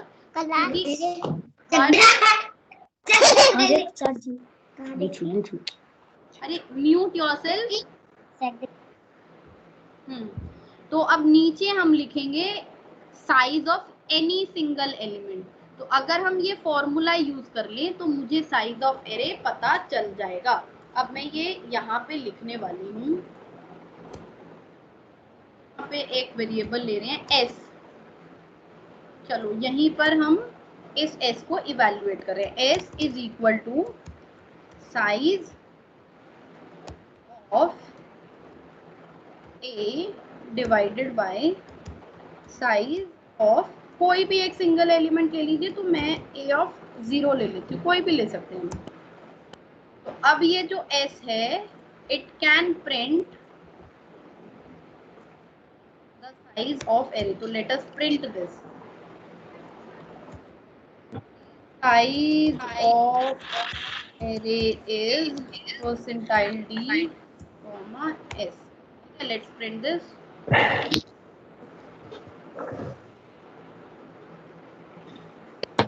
the size of array is 5 लिखा हुआ आ गया यहाँ पे, ठीक है। तो अब हमें साइज अननोन है ऐसा कोई इशू नहीं होगा, we can evaluate the size of array. क्या आपको ये चीज समझ में आई? आप दोबारा इसे देख सकते हैं, ठीक है। चलो I am closing this because I guess everyone understood this thing. Let's see other questions. Sum हो गया, कॉपी कर लेते हैं, ऐड कर लेते हैं। हम दो एरेज को ऐड कर लेते हैं, इवैल्यूएशन कर लिया। ओके अब हाँ जी, आपने जो नीचे बाय में जो साइज ऑफ एरे लिया था वो पहला वाला ब्लॉक लिया था ना, मतलब स्टार्टिंग का जो सीक्वेंस था। ये वाला हाँ हाँ, तो मतलब कोई भी ले लेंगे तो चलेगा ना, पहला जो भी इंटीजर जो है वो होमोजीनस है, इंटीजर का हर एलिमेंट सेम होता है। अब अगर हर एलिमेंट सेम होगा तो आप कोई भी एलिमेंट ले लीजिए, सबका साइज सेम होगा तो आप a of 0 ले लो या a of 10 ले लो या a of 5 ले लो, सारे एलिमेंट सेम साइज के होते हैं एरे में, तो आप कोई भी ले लीजिए। ओके ठीक है, तो इसलिए हमने a of 0 लिया है। a of 0 इसलिए क्योंकि वो फर्स्ट एलिमेंट है, लिख लिया, बट ऐसा कोई कंस्ट्रेंट नहीं है कि पहला ही लेना है क्योंकि सबका ही साइज सेम है। ओके तो अब हम दो एरे को सम कर लेते हैं।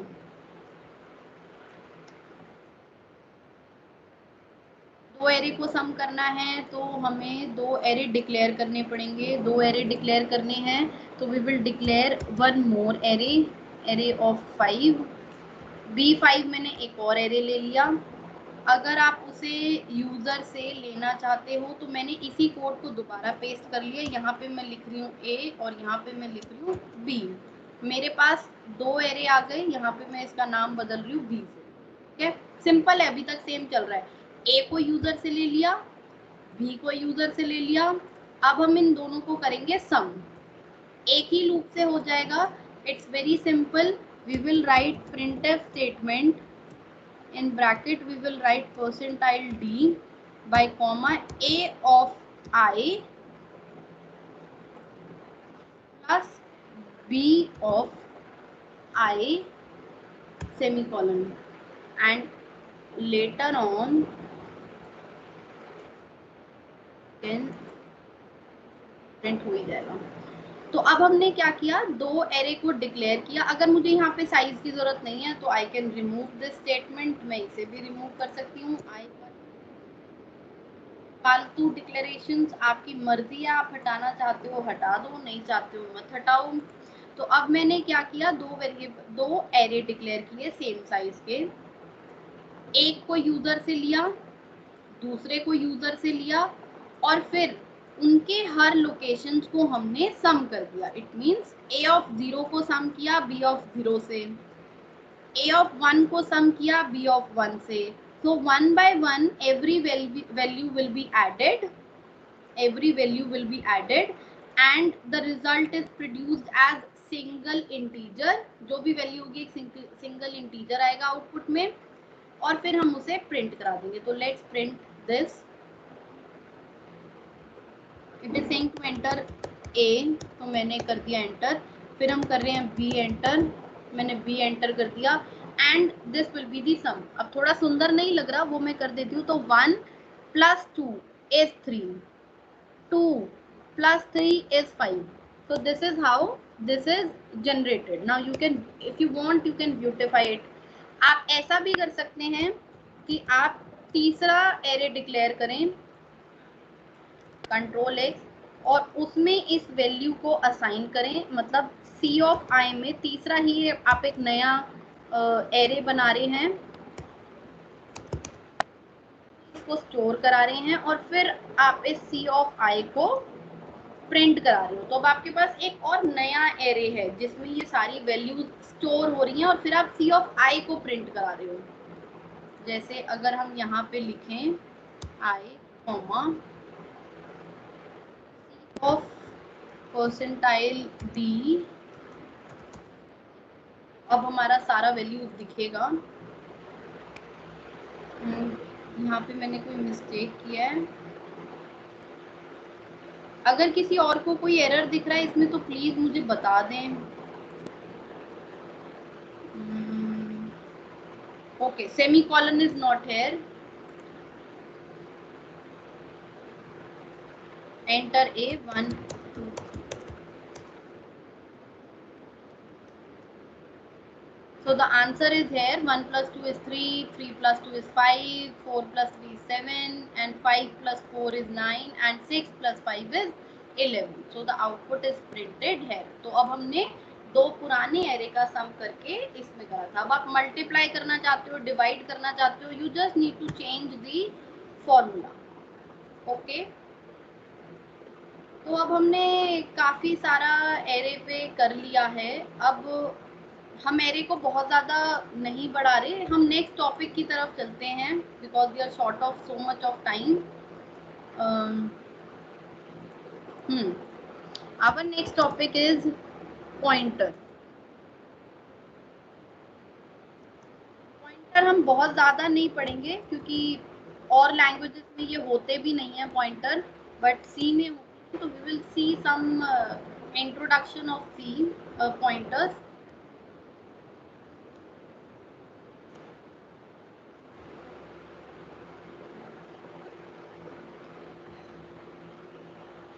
Now when we are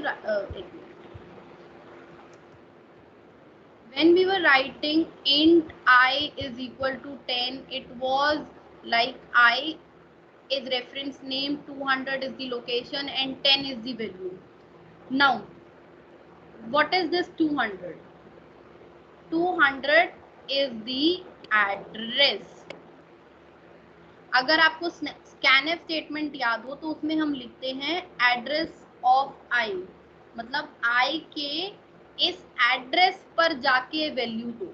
ठीक है, तो अब हम एक प्रोग्राम में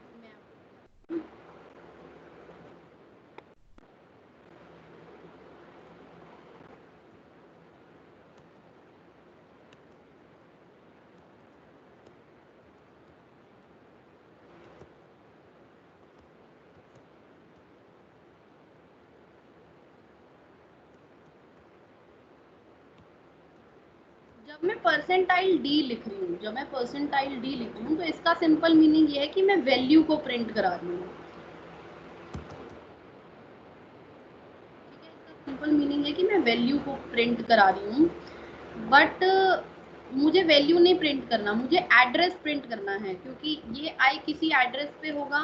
तो अभी तक मैं स्कैनफ में address of pointer, address of use कर रही थी, बट अब मैंने प्रिंटफ में एड्रेस ऑफ यूज किया है। अगर मैं ये यहाँ लिखती हूँ तो ये प्रिंटफ इस आई का एड्रेस प्रिंट कराएगा।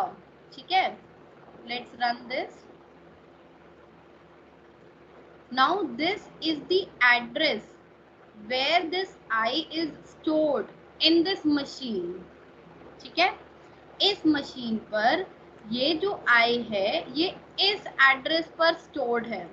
So by using address of operator we can read the address of any variable. ठीक है, आपको ये समझ आया? Now there is a concept of pointer. Pointer क्या करते हैं? पॉइंटर इस एड्रेस को स्टोर करा सकते हैं। Now normal variable can store a value, but pointer is a variable, मतलब पॉइंटर एक वेरिएबल है जो एड्रेस स्टोर कर सकता है। It means it can store the address of any variable.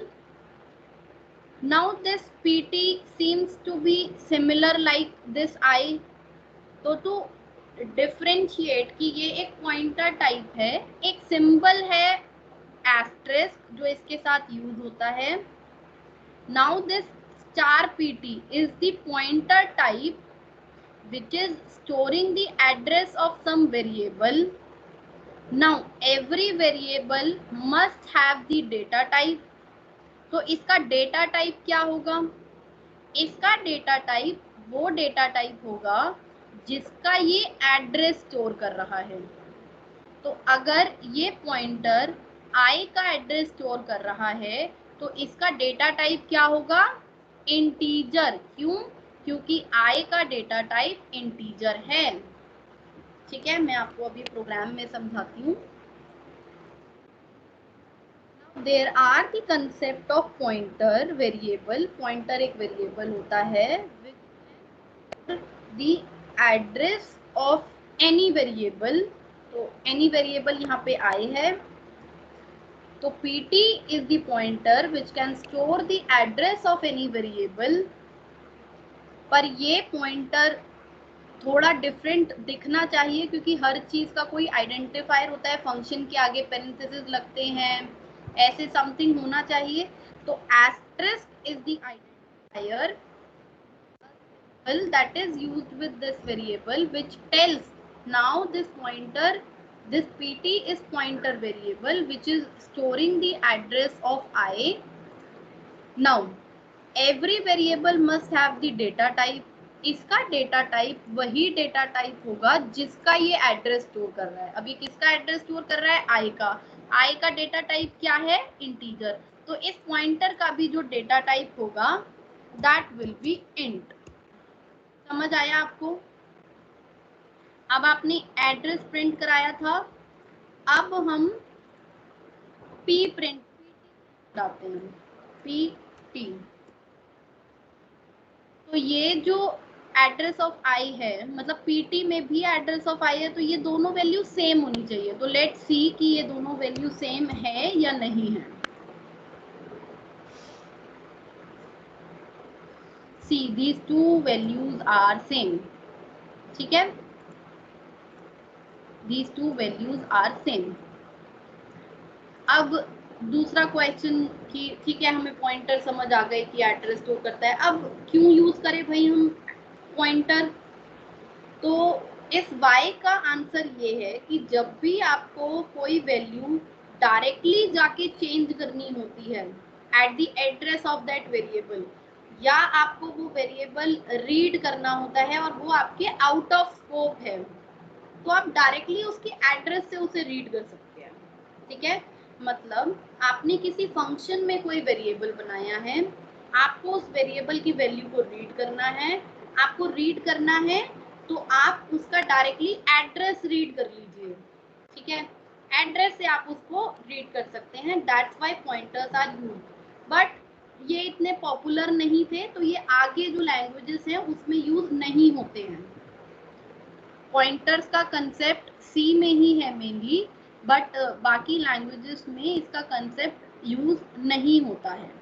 तो हमारे कोर्स में सिर्फ पॉइंटर का इतना ही इंट्रोडक्शन था।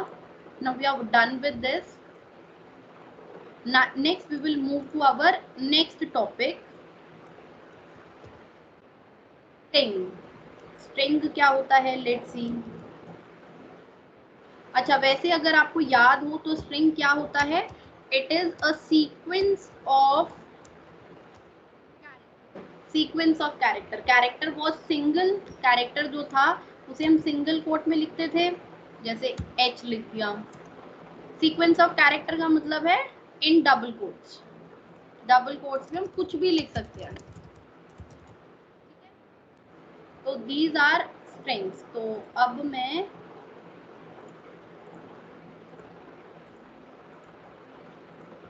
टर्बो C++ यूज करने वाली हूँ क्योंकि हमें हेडर फाइल देखनी है। हेडर फाइल देखने के लिए बहुत अच्छा है टर्बो C++, उसमें सारी लाइब्रेरी बहुत अच्छे से दिखती हैं। मैंने आपको फर्स्ट या सेकंड क्लास में दिखाई भी थी। फाइल पे जाते हैं,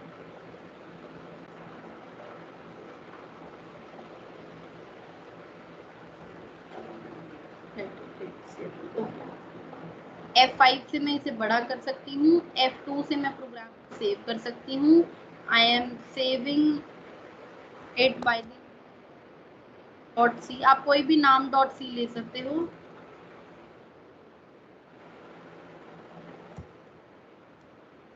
तो string.c से ये सेव हो गया।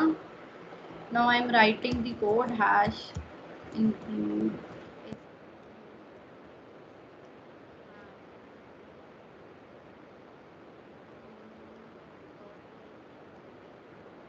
include। अभी मैं इसे and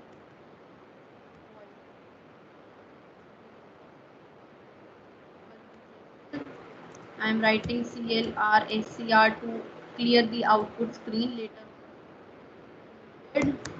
Then we are having get ch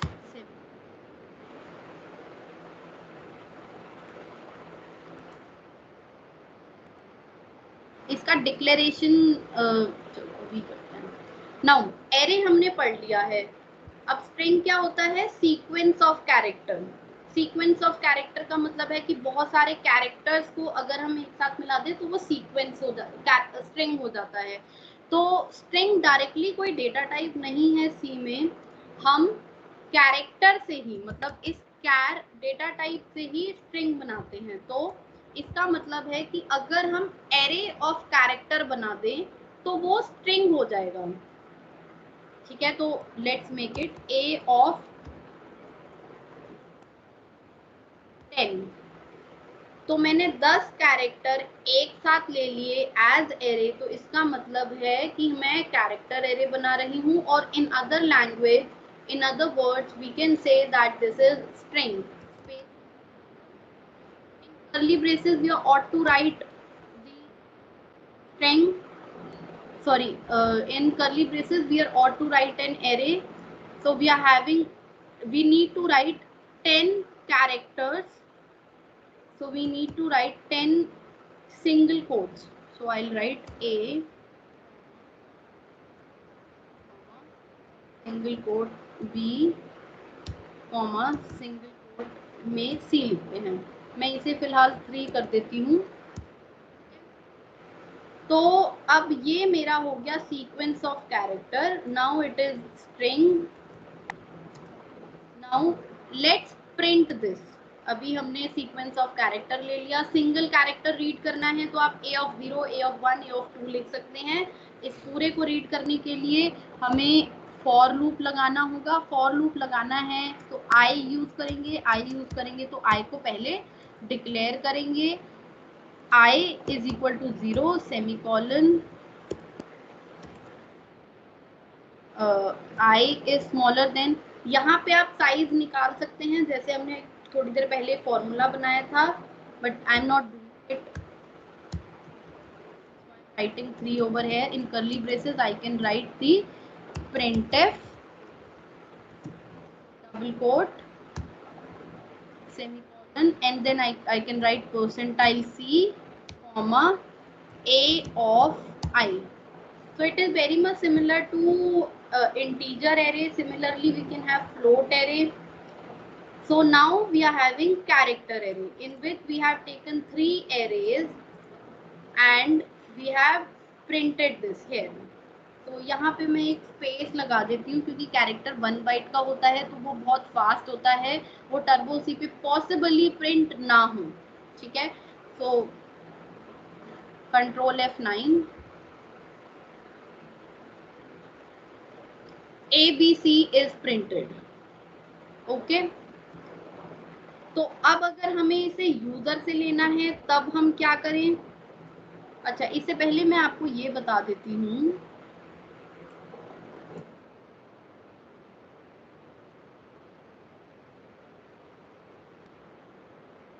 There is one more way to print this character array. एक तो ये है आपके पास कि आप percentile C comma A of I मतलब सिंगल एलिमेंट को प्रिंट कराएं. But there is one more way. एक फॉर्मेट स्पेसिफायर है percentile S. Percentile S is the format specifier for string. Okay, so now you can write it like this, comma A. तो A जो है वो एक string है और उस स्ट्रिंग को प्रिंट कराने के लिए we are writing percentile S. So this statement can print the whole character array in one go. So let's print this. Control F9.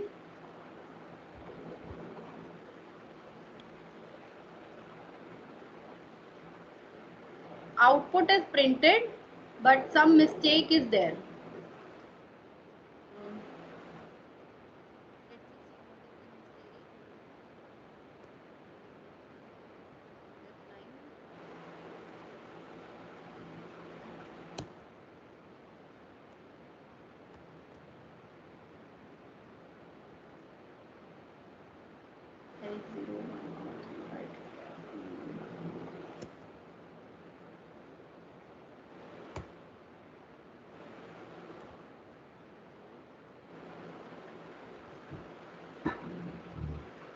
A, B, C is done. There is some character which is printed over here with these. Uh, okay.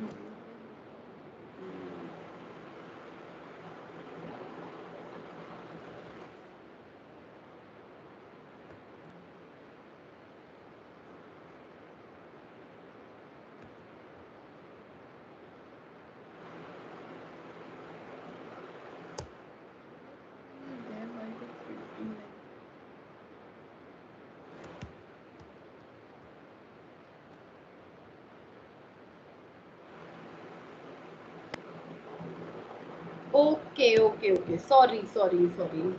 What I am doing actually, I am writing this statement in loop. This is not done. This loop was for this statement. So this statement must be out of this loop. So let me cut this and paste here. Okay. One more point is left. Now the string is ABC and there is something in the last. Why there is something in the last? Because whenever we are writing character array, so this is not something only there in string array. There is one more character in the last. It means this string will not be having only 3 elements. It will be having one more character, that is /0.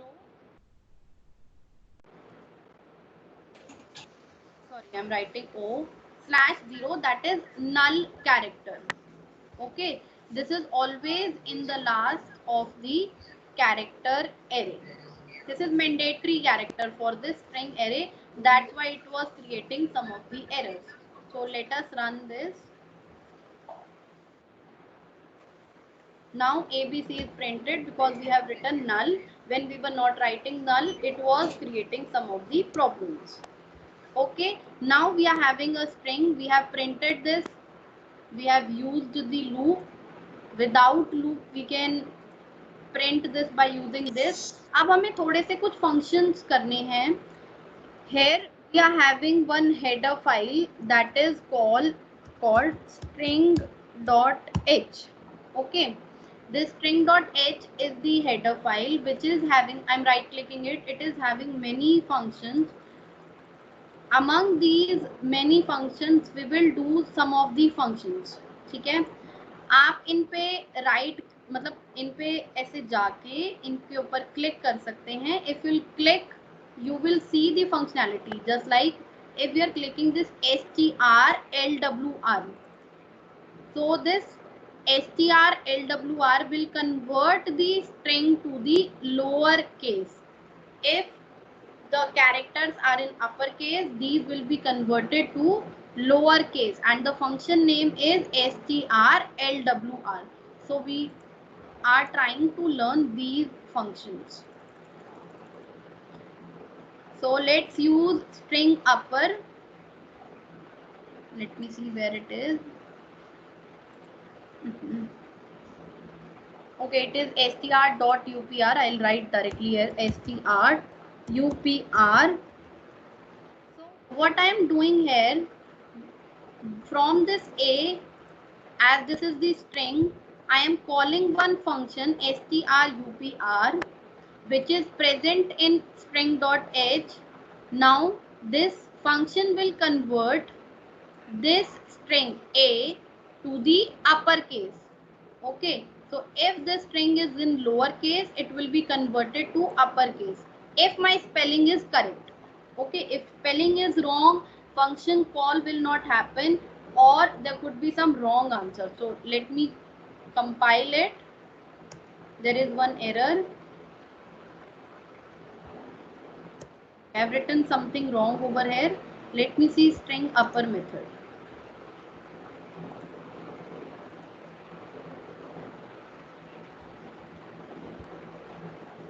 Okay मैं भूल गई थी, string अपर method इस compiler में नहीं है. In this particular compiler Turbo C, there is no string upper method. String lower है इसमें, string upper नहीं है. So I'll show you example of lower. Dev CPP और बाकी कंपाइलर्स में आपको स्ट्रिंग अपर फंक्शन मिल जाएगा, इसमें नहीं है. मे बी अपडेट में हटा दिया हूँ. So now we will do strLWR function. strLWR.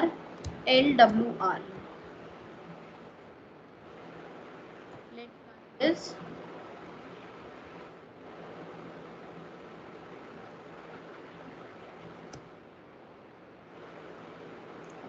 Let's see what is the problem over here. Maybe my spelling is wrong or something else.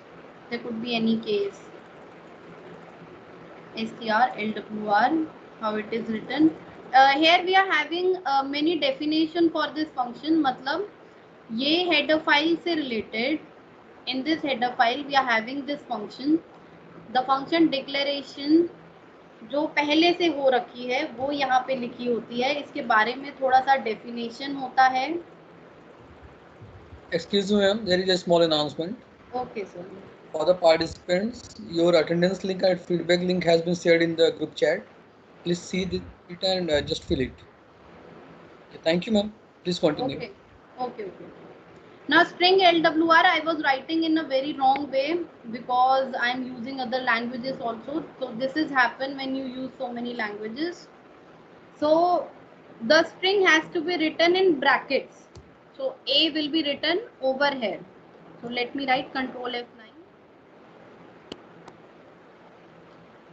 So I wrote capital A, B, C, and these are converted to lower cases, small abc. So this is how we can use the methods of string.h. So there are many methods which are available in string library. Many common methods we must know. So this is the general idea of using character array. Now we will continue tomorrow. Okay, with string, file and structure. Now currently if you are having any problem you can ask.